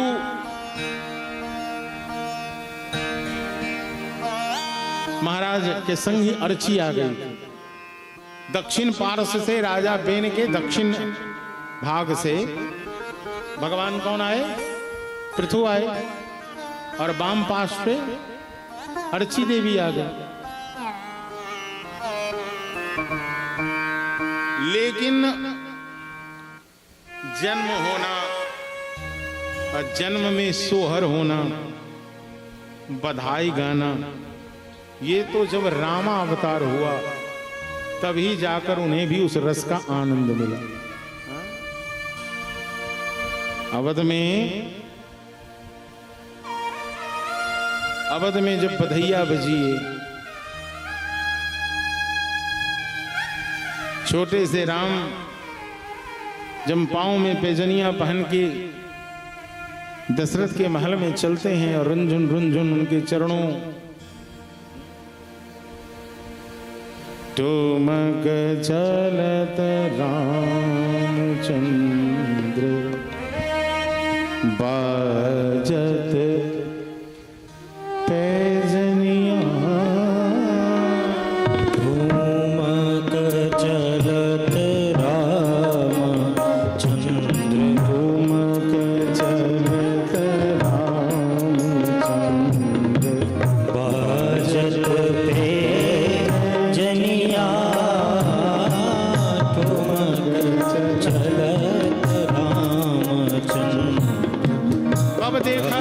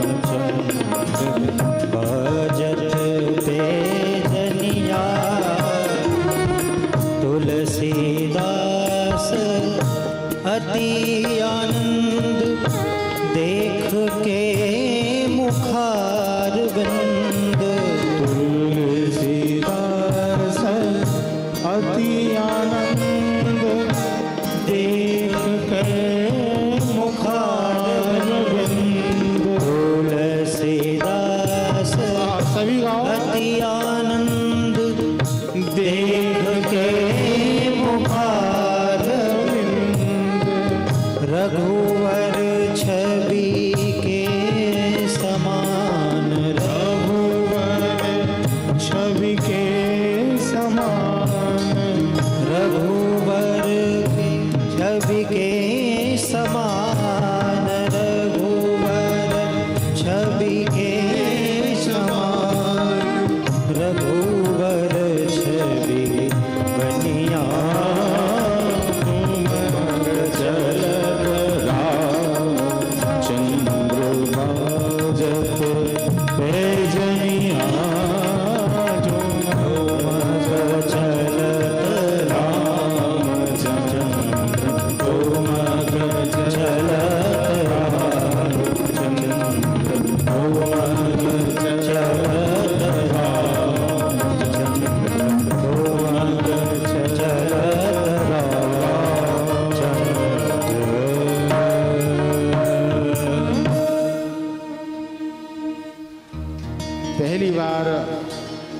बाल गोपाल के उस स्वरूप, काग के भाग कहा कहिए,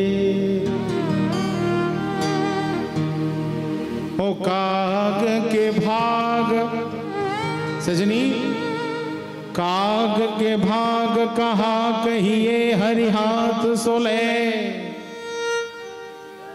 माखन रोटी।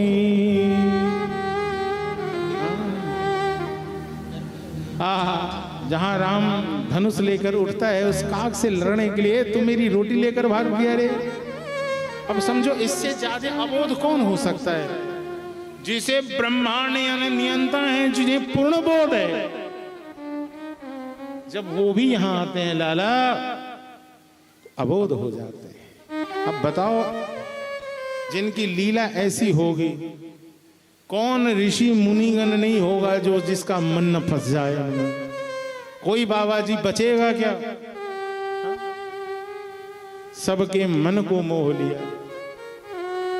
संसार में सभी जगह उसने सम्मान पाया। पहली बार ऐसा हो गया, पहली बार ऐसा हो गया। पूरी दुनिया इस बार भी क्षत्रिय कुल में आए बाबा। चक्रवर्ती सम्राट महाराज दशरथ के पुत्र हैं और वो भी ज्येष्ठ हैं, युवराज हैं। जहां जाते हैं बड़ा प्रोटोकॉल है, लोग थर थर कांपता है। लेकिन पहली बार हुआ कि एक राज्य में उनका आगमन हुआ बाबा। उस राज्य में हम आप बैठे हैं, ये मिथिला। इस मिथिला में जब आए थे तो राजा का कोई प्रोटोकॉल उन्हें नहीं मिला, राजकुमार वाला प्रोटोकॉल भी नहीं मिल पाया। नवीन बाबू, दशरथ नंदन है, उनका प्रोटोकॉल कुछ नहीं मिला, क्योंकि आ ही गए वो मुनि भेष धारण करके। बाबा जी की सेवा में आए थे तो युवराज बनकर नहीं आए, तो मुनि भेष धारण करके आए। गुरुकुल का जैसे बालक होता है, ओ बनी आए कमंडुल धारी, ओ बनी आए कमंडुल धारी, गाली मिथिला की, श्री रघुवर अवध बिहारी।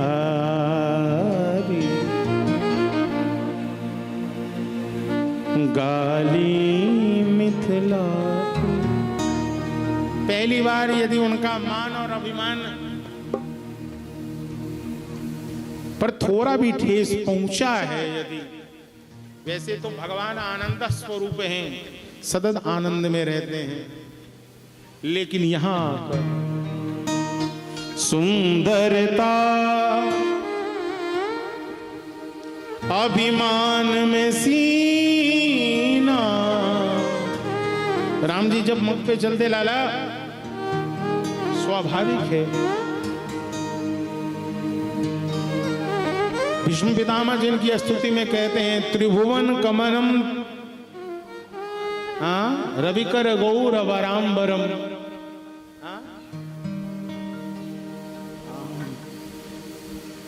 त्रिभुवन कमलम, जो त्रिभुवन सुंदर है।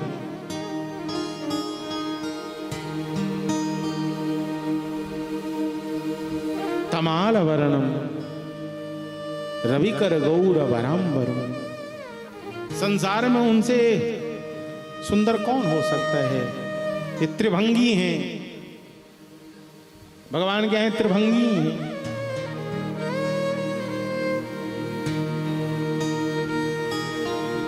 ये नटवर हैं, भेष धारण करते हैं नर्तक के जैसे, तीन जगह से टेढ़े हो जाते हैं। ऐसे कृष्ण भी हैं, लेकिन राम चूंकि युवराज हैं और दुनिया ने आज तक इन्हें बताया है कि आपसे सुंदर इस संसार में कोई नहीं है प्रभु। बचपन से कान सुनता आ रहा है कि मुझसे सुंदर कोई नहीं है। तो सुंदरता अभिमान में सीना, तानी चलो पसीना। लेकिन राम जी को भी पसीना आ गया कब? ओ निरखी जब जनक दुलारी। आज से पहले कभी जानकी को इन्होंने देखा नहीं था ना, और जब देख लिया तो तब लगा ओ निरखी जब जनक दुलारी। गारी देख कर राम जी को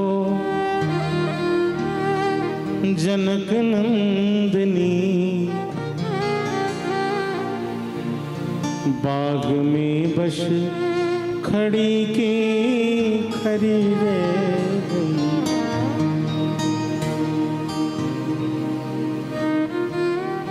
राम देखे सिया को, सिया राम को। ओ राम देखे सिया को, सिया राम को। चारों अखियां लड़ी की लरी रह गई।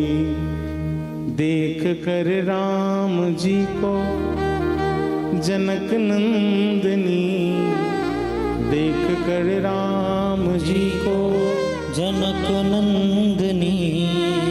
बाग में बस खड़ी की खरी रह गई।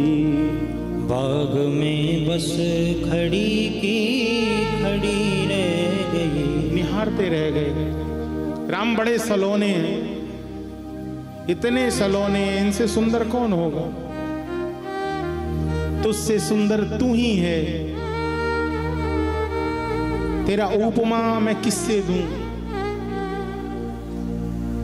वो वही है।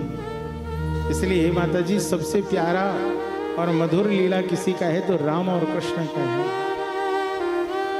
मिथिलानियों ने बंधन में बांधा, स्वीकार किया, सारी लीलाएं हुई। मिथिला की गाली राम ने सुना और ब्रज में गए तो गाली सुना भी और ब्रज में गाली सुनाया भी। ब्रज की गाली बड़ी मीठी होती।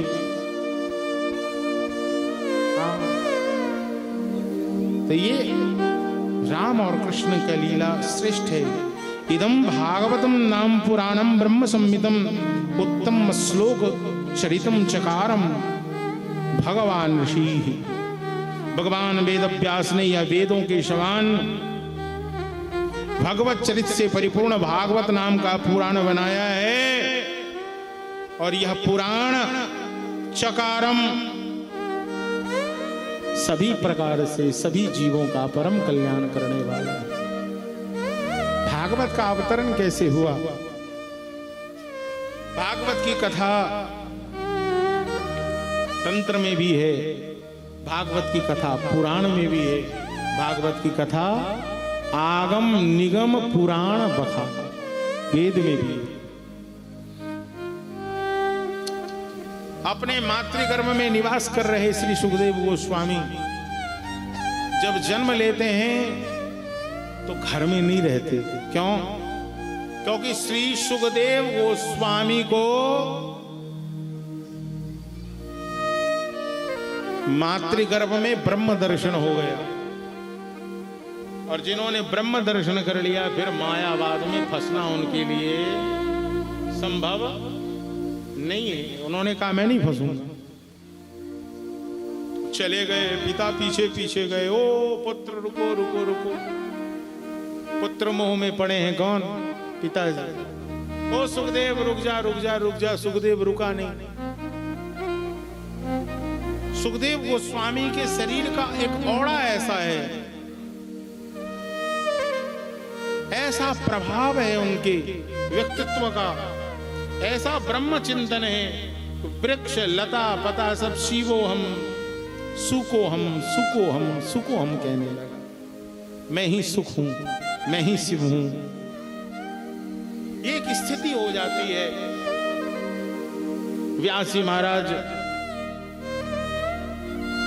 पुत्र चला गया वन में, इसका दुख तो था ही, लेकिन उससे ज्यादा दुख हो गया कि पुत्र के पीछे पीछे चले जा रहे थे। सरोवर में स्नान कर रही युवतियां इन्हें देखकर लज्जित हो गई। व्यास जी बोले, देवी जी मुझे देखकर शर्मा रही हो, मेरे बेटे को देखकर शर्म नहीं आई। उन बच्चियों ने आज व्यास जी से कहा, व्यास जी आपको देखकर शर्म इसीलिए आया क्योंकि आपके नेत्र में पुरुष और स्त्री का भेद है और आपके पुत्र की दृष्टि में अभेद है, तो उन्हें देखकर शर्म नहीं आया, आपको देखकर लज्जा। व्यास जी सोचने लगे कि अरे राम राम राम, अभी तक हमारी बुद्धि स्त्री और पुरुषों के भेद में ही पड़ा हुआ है, माया और जीव के भेद में ही पड़ा हुआ है। मैं कहाँ पड़ा हूँ, मुझसे कुछ नहीं हुआ। व्यास उदास हैं। संत नारद का आगमन होता है। नारद जी आकर अपने चरित्र सुनाते हैं। ओ व्यास जी आप क्यों दुखी हो? व्यास जी बोले, क्यों ना दुखी हूँ, मैं क्या बताऊं अपनी आप बीती, मेरी परिस्थितियां क्या चल रही है, मैं क्या सुनाऊं आपको।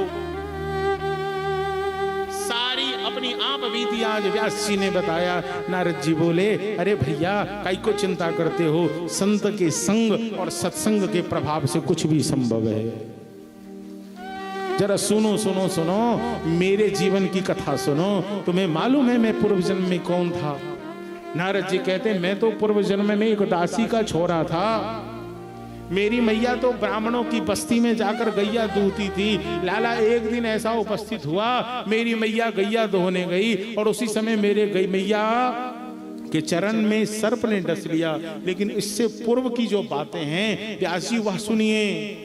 यही चतुर्मास से चल रहा था जो अभी है ना, 4 महीने, सावन भादो आश्विन और कार्तिक, ये चतुर्मास से है। प्राचीन समय में चूंकि ये बरसात का मौसम होता है, इसलिए संत महात्मा एक ही जगह रुक जाते थे, यातायात की व्यवस्था नहीं रहती थी।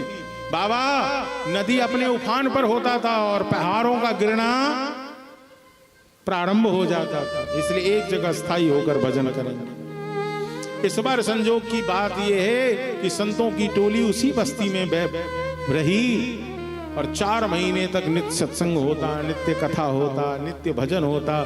संत नारद का मन भी उन महात्माओं में रम गया और ऐसा रमा कि ये भी भगवान के नामों का गायन करने लगे। अब तो परिस्थिति ऐसी हो गई कि ये बोले कि बाबा जी हम भी आपके संग चलेंगे। अब संत नारद की मैया ने सोचा एक ही छोरा है, छोड़ के चला जाएगा। तो बाबाओं को जाकर उन्होंने समझाया। बाबा ने कहा मातृ सेवा कर ले, सेवा से निवृत्त हो जाना तो भजन घर में भी कर सकते हो। कर सकता हूं, कैसे कर सकता हूं? तो उन्होंने मंत्र दे दिया, नमः नमो भगवते वासुदेवाय, नमः नमो भगवते वासुदेवाय। इस मंत्र का जप करना। नारद जी यही जप करने लगे, मैया का सेवा करने लगे। एक दिन मैया को सर्प ने डस लिया।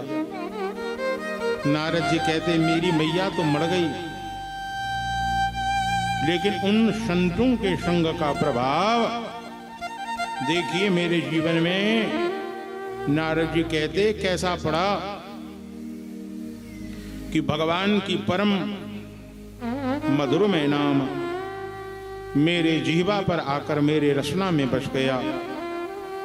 अब मैं तो हर समय उन नामों को गाता और उसका परिणाम हुआ कि देवदत्ताम इमाम बीना स्वर ब्रह्म विभूषिता मूर्छित्वा हरिकथां गायमानस चरामयम्। अब तो मैं भगवान की दी हुई यह स्वर ब्रह्म जहां भी जाता हूं नारायण नारायण नारायण नारायण, मैं भगवान के मधुर नामों का गायन करता रहता हूं और मैं सतत प्रसन्न रहता हूं। अब मेरे जीवन में आनंद है, इसलिए इस पीड़ा में भी आप सत्संग कीजिए। सत्संग का महत्व है। सत्संग से व्यास जी और भगवान के नाम का स्मरण करने से जीवन में कैसा भी दुख आपदा क्यों ना आया हो बाबा, सभी दुखों को सहने का सामर्थ्य भगवान का नाम प्रदान कर देता है। हरे कृष्ण कृष्ण कृष्ण हरे हरे, हरे राम राम राम हरे हरे। कृष्णाय वासुदेवाय हरे परमात्मने प्रणतः क्लेशनाशाय गोविंदाय नमो नमः।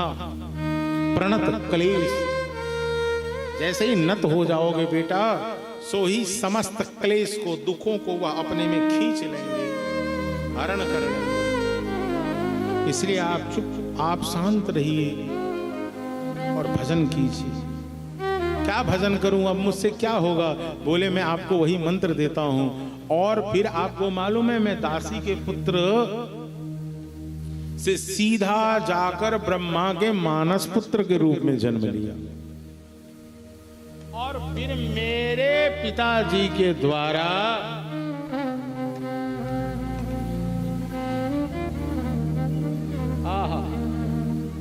फिर मेरे पिता के द्वारा मुझे जो ब्रह्म अपितु भागवती जो उपदेश मिला है, मैं उन मंत्रों से आपको दीक्षित करता हूं।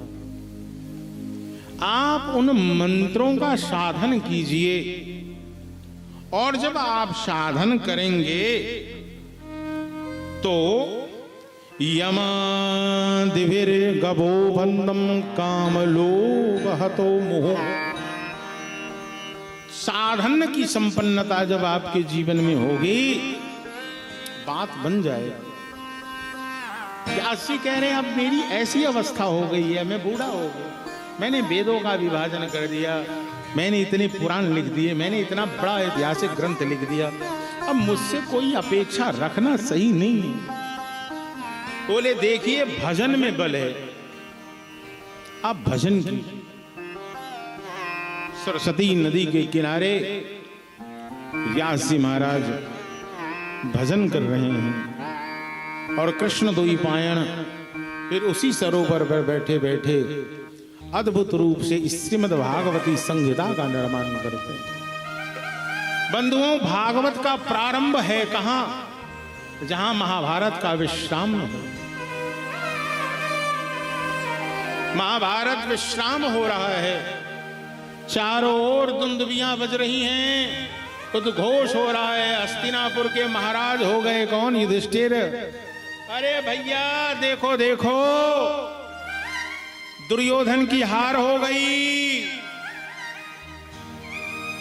युधिष्ठिर महाराज राजा बन गए। आज राज सिंहासन पर बैठे युधिष्ठिर जी महाराज को भ्रम हो गया। बुद्धि के पंच दोष हैं, भ्रम, प्रमाद, विप्लिप्सा और करणापाटक। स्वयं धर्म भी आज उलझ गया, जहां धर्म को उलझना नहीं है। युधिष्ठिर धर्म है। युद्ध जब महाभारत का चल रहा है तो किम कर्तव्य विमूढ़ पड़ा है वह अर्जुन। उस किम कर्तव्य विमूढ़ता में उलझे हुए, मूढ़ बने हुए, मूर्ख बने हुए अर्जुन को समझाने के लिए कृष्ण है। क्यों? क्योंकि श्री कृष्ण गुरु हैं। अर्जुन ने उनसे दीक्षा ली है।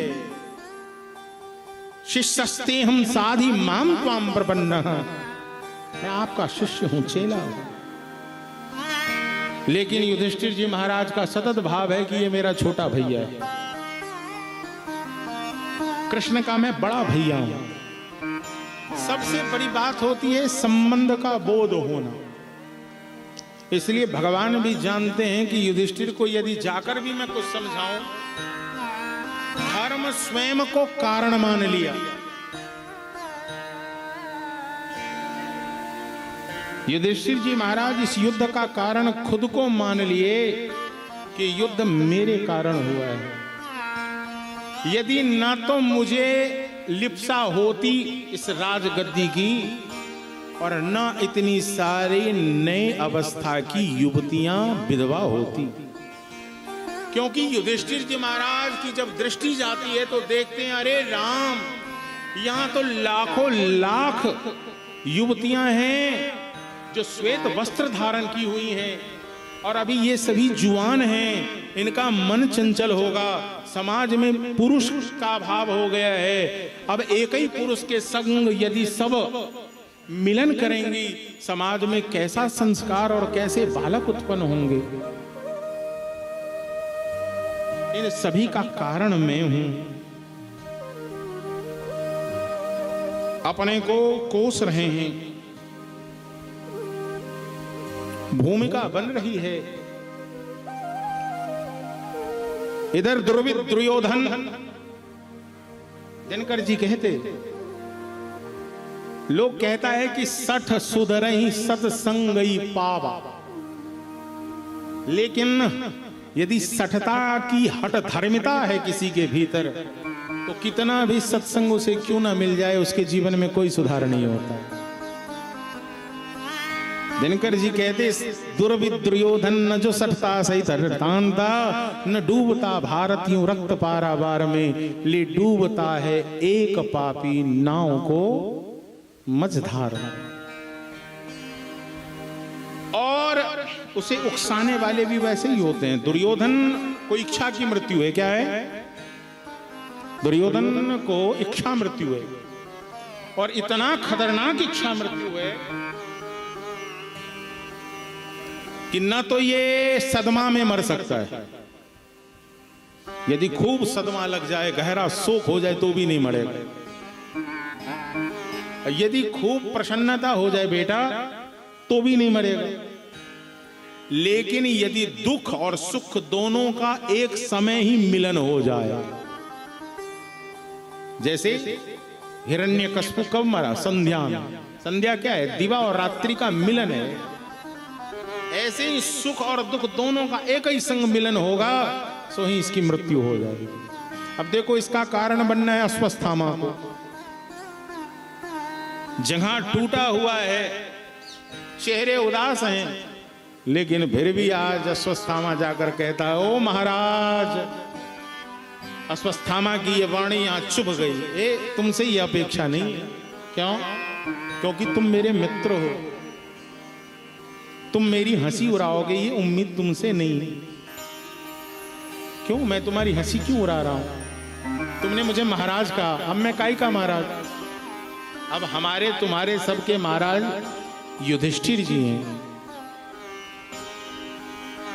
बोले कैसे कह सकते हो कि महाराज नहीं? बोले कि महाराज होने के लिए मेरे पास सेनापति होना आवश्यक है। अश्वत्थामा कहता है, मित्र, तुमने सबके ऊपर भरोसा कर लिया, कृपाचार्य के ऊपर कर लिया, भीष्म के ऊपर कर लिया, कर्ण के ऊपर कर लिया, लेकिन कभी अपने मित्र अश्वत्थामा के ऊपर नहीं किया। मेरे पिता गुरु द्रोण के ऊपर भी किया, लेकिन मुझ पर नहीं किया। एक बार मुझे अपना सेनापति बना दो, मैं पांडवों का सिर लाकर तुम्हारे चरण में धरना धर दूं, तो फिर कहना। इस दुष्ट दुर्योधन के दुष्टता को इसने फिर से भड़का दिया। फिर से इसके अंदर की वो लिप्सा जग गई। अच्छा, पांडव मर सकता है? तुम मार सकते हो? हाँ, मैं मार सकता हूं। इसे मालूम ही नहीं है कि जाको राखे साइया, मार सके नहीं कोई, बाल न बांका कर सके, जो जग बैरी हो। जिसके रखवारे गोविंद है, उसका कोई कैसे बिगाड़ कर सकता है? भगवान ने आज देखो कैसा सेवा कर रहे हैं। आज पांडवों के चरण पादुकाओं को उठा उठाकर अपने अपने अंगोछे में छुपाकर, और सभी पादुका को एक ही जगह रख दिए। कहां? जहां द्रौपदी का पुत्र शयन कर रहा था। मतलब 5 पांडवों के द्वारा 5 प्राप्त पुत्र जो हैं। और अश्वत्थामा आज रात की अंधेरी बेला में आया है। उसे क्या मालूम कि अंदर कौन है। वह तो सबसे बड़ी बात होती है, पादुका संकेत होता है कि भीतर कौन है। आपके घर के बाहर कितने जूते रखे हैं, उससे यह निर्णय हो जाएगा कि आपके घर के भीतर कितने लोग।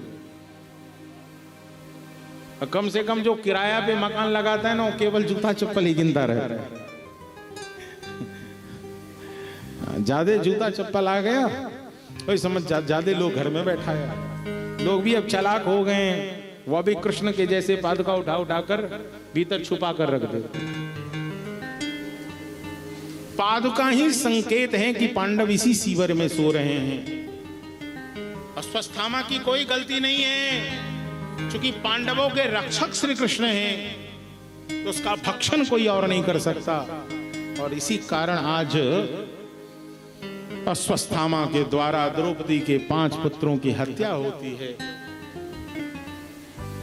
और उस सिर को लेकर जब वापस जाता है तो बड़े गर्व के संग जाता है। दुर्योधन को यह बात कहता है कि मित्र, मैंने तुम्हारे दुश्मन की हत्या कर दी। अतिशय प्रसन्नता होती है।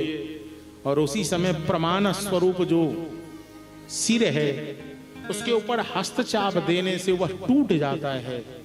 दुर्योधन कहता है कि जो मेरे हस्तचाप देने से टूट गया वह निश्चित ही अर्जुन और युधिष्ठिर का सिर नहीं हो सकता। मैं देखना चाहता हूं। और जैसे ही देखता है सो ही वह विह्वल होकर रोने लगता है। एक ही समय में सुख और दुख का आगमन हुआ, कारण बन गया मृत्यु का। और वह रोता हुआ कोसता है, अरे अश्वत्थामा, तुमने तो हमारे संपूर्ण कुल का ही नाश कर दिया। अरे यही बालक मुझे भी जल देते, मेरा भी तर्पण करते। मेरा द्वेष, मेरी लड़ाई पांडवों से थी, इन अब बालकों से नहीं थी। तुझे पता नहीं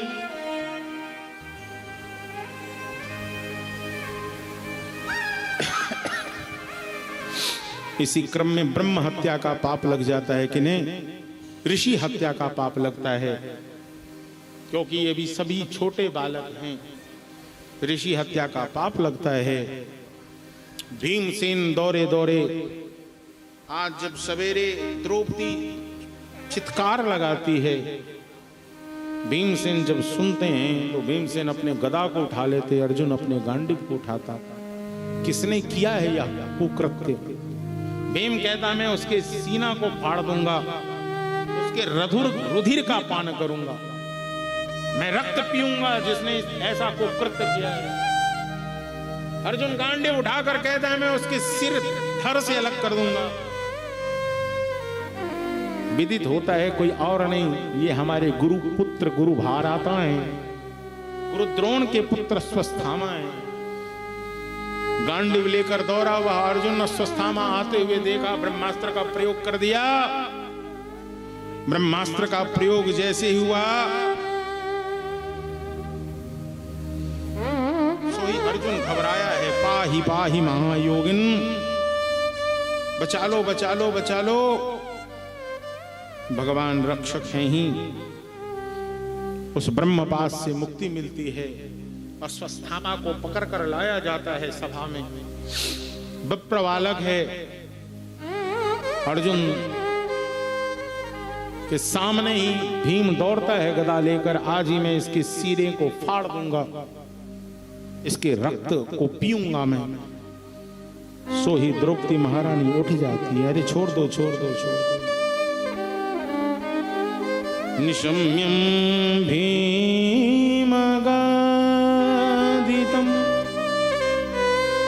दोपद्याश्च चतुर्भुजम्। आपको मालूम है, आपकी अब गुरु मैया की सेवा करने वाला कोई नहीं है, आपके गुरुदेव नहीं रहे। और जब एक माता के लिए पति नहीं रहते हैं तो उसका सहारा उसका पुत्र होता है।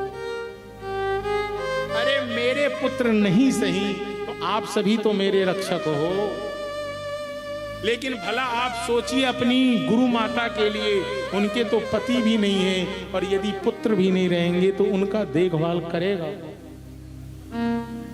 अरे तुमने नहीं जानती, तू भोली है रे, तू बड़ी बाबरी है। द्रौपदी तू चुप रहे, तू कुछ नहीं जानती, तू बड़ी भोड़ी है। अरे कन्हैया बताइयो, ये क्या द्रौपदी सही बोल रही हती? कन्हैया बोले गंभीर होकर, भैया बात तो ऐसो है कि द्रौपदी जो कह रही है एकदम सच्ची ही कह रही है। बात इतनी नहीं है कि ये तुम्हारे गुरुपुत्र हैं, ये ब्राह्मण बंधु है। ब्राह्मण बंधु कहते हैं किसी ब्राह्मणी के गर्भ से जन्म लिया है, इसलिए ब्राह्मण बंधोर्न हंतव्यः आतताई बधारहनः। मैं तो यही कहूंगा कि ब्राह्मण बंधु की हत्या नहीं होनी चाहिए और आतताई को छोड़ना नहीं चाहिए। पूजिय विप्र सकल गुणहीना। ऐसा भी है भैया, पूजित करो, मारो मत। लेकिन कन्हैया आपने तो कह दिया कि मारो भी नहीं और छोड़ो भी नहीं, तो मैं क्या करूं? आतताई को छोड़ना नहीं है, ब्राह्मण को मारना नहीं है, तो क्या करूं? बोले भैया ब्राह्मण की मृत्यु तो तभी मान ली जाती है जब सभा में उसे लज्जित कर दिया जाता है। तुमने अश्वत्थामा को लज्जित कर दिया, यही इसकी मृत्यु है। भगवान ने अश्वत्थामा को प्राण दंड से मुक्त करवाया, लेकिन अश्वत्थामा ने फिर भी इसे अपने अपमान मानकर उसका बदला लेने के लिए तुरंत ही उत्तरा के गर्भ में पल रहे छोटे से नवजात के ऊपर में ब्रह्मास्त्र का प्रयोग कर दिया। उत्तरा महारानी घबराई हैं, अभिमन्यु मारा गया है। सुभद्रा का बेटा है अभिमन्यु, सुभद्रा की बहू पुतोहू है, परवधू है, पुत्र वधू है उत्तरा, लेकिन बहन कुछ नहीं बोल रही। सुभद्रा जी जाकर कह सकती थी अपने भैया से, लोगों ने कहा है तुम जाओ अपने भैया से कहो तुम्हारे पति, अब तुम्हारी बहू के पेट में बड़ी तेज दर्द हो रहा है, वो कह रही है कि उसका गर्भ गिरने वाला है। लेकिन सुभद्रा जी खड़ी हैं तटस्थ। किसी ने पूछा क्यों खड़ी हैं? बोली मेरे भैया उचित अनुचित जानते हैं, जो उचित अनुचित जानता है उसे कुछ समझाने की जरूरत नहीं। सुभद्रा खड़ी हैं, लेकिन आज पाहि पाहि महायोगिन देव देव जगत्पते नान्यं त्वद्भयं पश्ये यत्र मृत्यु परस्परम् अभिद्रवती मामीशं सरस्तप्ता यशो विभुः कामं दहतु मानाथं मामे गर्भो निपात्यता। प्रभु ऐसा लग रहा है पाही पाही महायोगिन, मैं आपके चरणों में हूं। हे योगियों के योगी, गुरुओं के गुरु, देवों के देव, हे जगतपति, मुझे चिंता इस बात की नहीं है कि मैं मर जाऊंगा, लेकिन इस बात की चिंता तो मुझे है इस पांडव वंश का जो वारिस है, जो बिंदु है और जो आपके चरण का भक्ति ही होगा, वह शायद न बचेगा। क्यों? क्योंकि मैं मृत्यु को समीप देख रही हूं। मृत्यु परस्परम, मृत्यु से मेरा साक्षात्कार हो रहा है। उत्तरा ये नहीं कह रही है कि मेरी रक्षा कीजिए, तो मेरे गर्भ में पल रहे अपने भक्त की रक्षा कीजिए। आपको मालूम है श्रीमद् भागवत में वक्ता और श्रोता, वक्ता हैं श्री सुखदेव गोस्वामी, जिन्होंने अपने मां के गर्भ में ब्रह्म का दर्शन किया है, और श्रोता हैं श्री परीक्षित जी महाराज, जिन्होंने मां के गर्भ में हरि का दर्शन किया, और भगवान चतुर्भुज रूपधारी होकर उत्तरा महारानी के गर्भ में प्रवेश कर जाता है। जहां तृतीय स्कंद में कपिल देव भगवान माता देवहूति को कहते हैं कि पुनरपि जन्मम पुनरपि मरणम जठर, इसे भी एक नरक की संज्ञा दी गई है, लेकिन भगवान फिर भी विचार नहीं करते कि उनके भक्त यदि नरक में भी जाता है तो भगवान अपने भक्तों को नरक में से भी बाहर निकाल कर ले आता। ये केवल और केवल श्री कृष्ण ही करते हैं। उनका भागवती धर्म की विशुद्धता यही है कि इस धर्म में एक बार जो जुड़ गया उसका ना स्खलन होता है और ना ही पतन होता है। यदि तुम पापाचरण में भी फंस जाओगे तो गुरुदेव कहते हैं कि आचार्य की यह जिम्मेवारी होती है कि वह पापाचरण में लिप्त उस जीव को वहां से निकाल कर बाहर ले आएगा। इसलिए भगवान तनिक भी विचार नहीं किए और सुदर्शन चक्र लिए भगवान हरि उत्तरा के गर्भ में प्रवेश करते और परीक्षित महाराज को जीवन दान प्रदान होता। बंधुओं, आज का समय अति जो समय था 4 से 8, उससे हम ज्यादा आगे बढ़ चुके हैं। इसलिए आज के प्रसंग को यहीं विश्राम करते हैं और कल नमस्ये पुरुषं त्वादिमीश्वरं प्रकृते परम लक्ष्यं सर्वभूतानां अंतर्बहिर्वस्थितां माया जवनिका।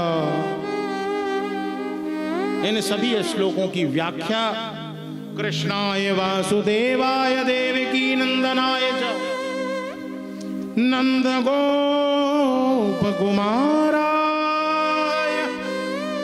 जहां कुंती महारानी कल श्री कृष्ण का स्तुति करेंगी, बाबा विष्णु के पास युधिष्ठिर जी महाराज जाएंगे, वहां से भगवान द्वारकापुरी जाएंगे, फिर पांडवों का स्वर्गारोहण होगा, शासन व्यवस्था परीक्षित जी महाराज के पास आएगा, कलयुग का प्राकट्य होगा, पृथ्वी और धर्म मतलब गैया और बैल का संवाद होगा, वहां से भागवत धर्म का निरूपण होगा, श्रृंगी के पुत्र शमिक का श्राप लग जाएगा परीक्षित को, फिर परीक्षित को कथा सुनाने के लिए गुरुदेव श्री सुखदेव गोस्वामी का आगमन होगा।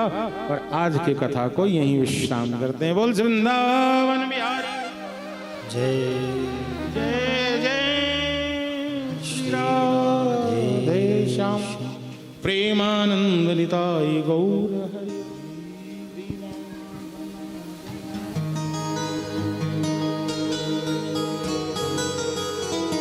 एक लाइन भजन की गा लूं, फिर आरती प्रसाद होगी, आदि के सब की घोषणा करेंगे, जो कल की चर्चा परिचर्चा होगी।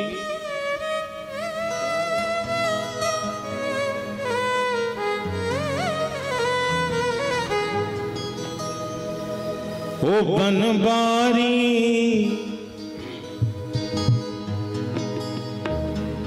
ओ बनबारी तेरी यारी ने, ओ बनबारी ओ बनबारी बनबारी तेरी यारी में दीवाना बना गया।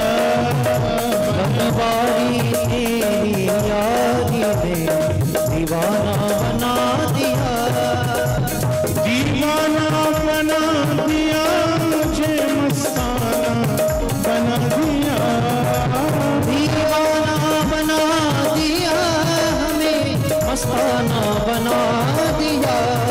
बनवारी हो बनवारी हो बनवारी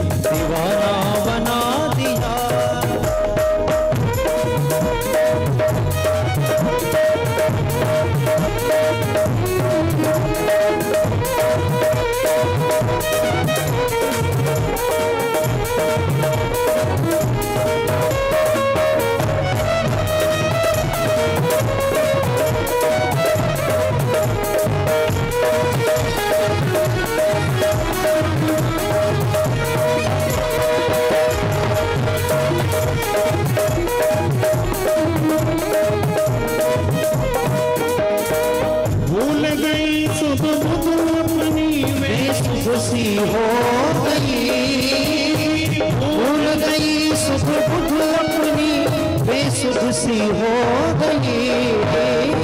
अपने ही घर में रहकर बेघर सी हो गई। अपने ही घर में रहकर बेघर सी हो गई। तुम्हें समा रहो समा बना के और खुद को परवाना बना दिया। बनवारी तेरी यारी ने दीवाना बना दिया। दीवाना बना दिया मुझे मस्ताना बना दिया। दीवाना बना दिया हमें मस्ताना बना दिया। बनवारी हो बनवारी हे मुरारी तेरी चाहत ने दीवाना बना दिया। बनवारी तेरी यारी ने दीवाना बना दिया।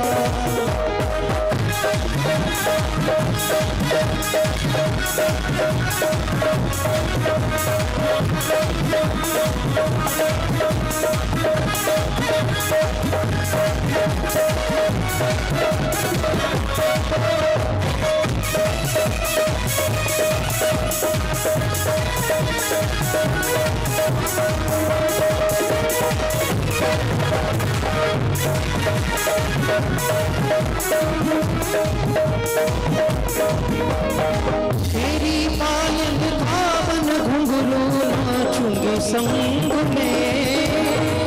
तेरी पायल धावन घुंघरू नाचूंगी संग में। छोड़ रंग रंग दुनिया के रंग गई तेरे रंग में। छोड़ रंग दुनिया के रंग गई तेरे रंग में। तुम्हें बना के मथुरा और खुद को बरसाना बना दिया।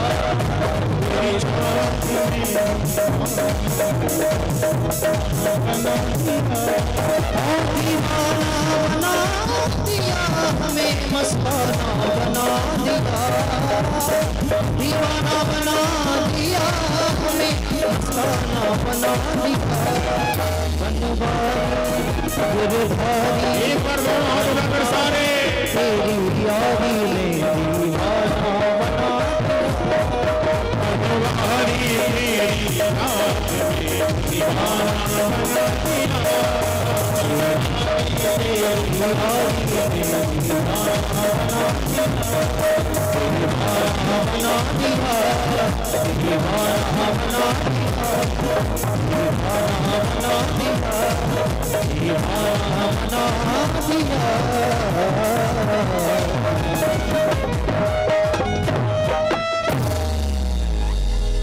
बोलिए श्री भागवत भगवान की जय। पूज्य व्यास जी महाराज की जय। सतगुरुदेव भगवान की जय। सुखदेव महाराज की जय। परीक्षित महाराज की जय। भागवत महामहोत्सव की जय। जय जय श्री राधे श्याम।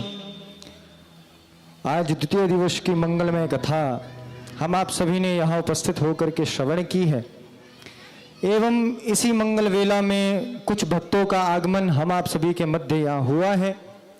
मैं उनसे निवेदन करना चाहूँगा कि आप यत्र तत्र जहाँ भी हों, आपसे निवेदन है आप मंच पर आकर के भागवत भगवान जी का आशीर्वाद ग्रहण करें एवं पूज्य व्यास जी महाराज का आशीर्वाद ग्रहण करें। हमारे मध्य आगमन हुआ है श्री कुंज बिहारी जी का। आपसे निवेदन आप मंच पर आएं एवं व्यास जी का आशीर्वाद ग्रहण करें। श्री गुलाब जी, श्री पवन जी, श्री मलिक जी, श्री अरुण जी, श्री वाकर जी, श्री नवीन जी, आप सभी से आशीर्वाद है, आप सभी से निवेदन है कि आप सभी मंच पर आएं एवं भागवत भगवान का आशीर्वाद ग्रहण करें एवं व्यास जी महाराज जी का सुंदर आशीर्वाद ग्रहण करें। एवं समुपस्थित भक्तवृंद आप सभी से निवेदन, आप सभी को सूचित करना चाहेंगे। वैसे आप सभी को विदित है कि कथा का समय जो है वो 4 बजे से 8 बजे का है, किंतु 4 बजे यहाँ विशेष लोग या लिमिटेड लोग जो होते हैं वो ही उपस्थित हो पाते हैं। तो आप सभी से निवेदन कि आप सभी भी ठीक 4 बजे यहाँ उपस्थित हो जावें, क्योंकि जब तक हम यहाँ उपस्थित नहीं होते हैं तब तक महाराज श्री तैयार बैठे रहते हैं 3:30 बजे से ही, कि जब फ़ोन करेंगे हम कि महाराज श्री आएँ, यहाँ भक्तजन आ गए।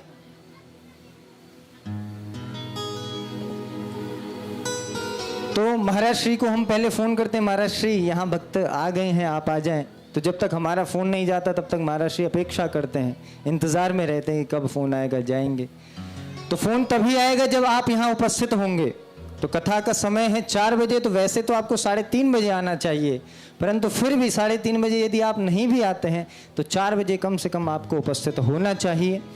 एवं आप सभी आएँ, अपने साथ अपने सगे संबंधियों को लेकर के आएँ, नेमी प्रेमी जनों को लेकर के आएँ, मित्र को लेकर के आएँ।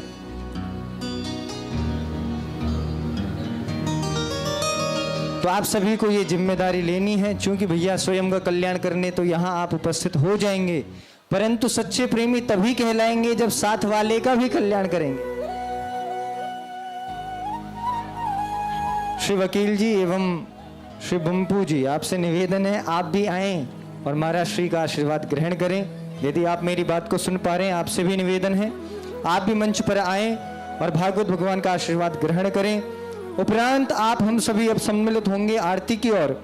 उससे पूर्व एक विशेष सूचना आप सभी को दे दूं, जो हम आप सभी यहाँ उपस्थित हो करके दिव्य श्रीमद् भागवत कथा का रसपान कर रहे हैं, इसी कथा का लाइव प्रसारण किया जा रहा है हमारे ही चैनल से, जो कि आप YouTube में जाएंगे तो आचार्य श्री दामोदर दास जी महाराज, क्या सर्च करना है आपको?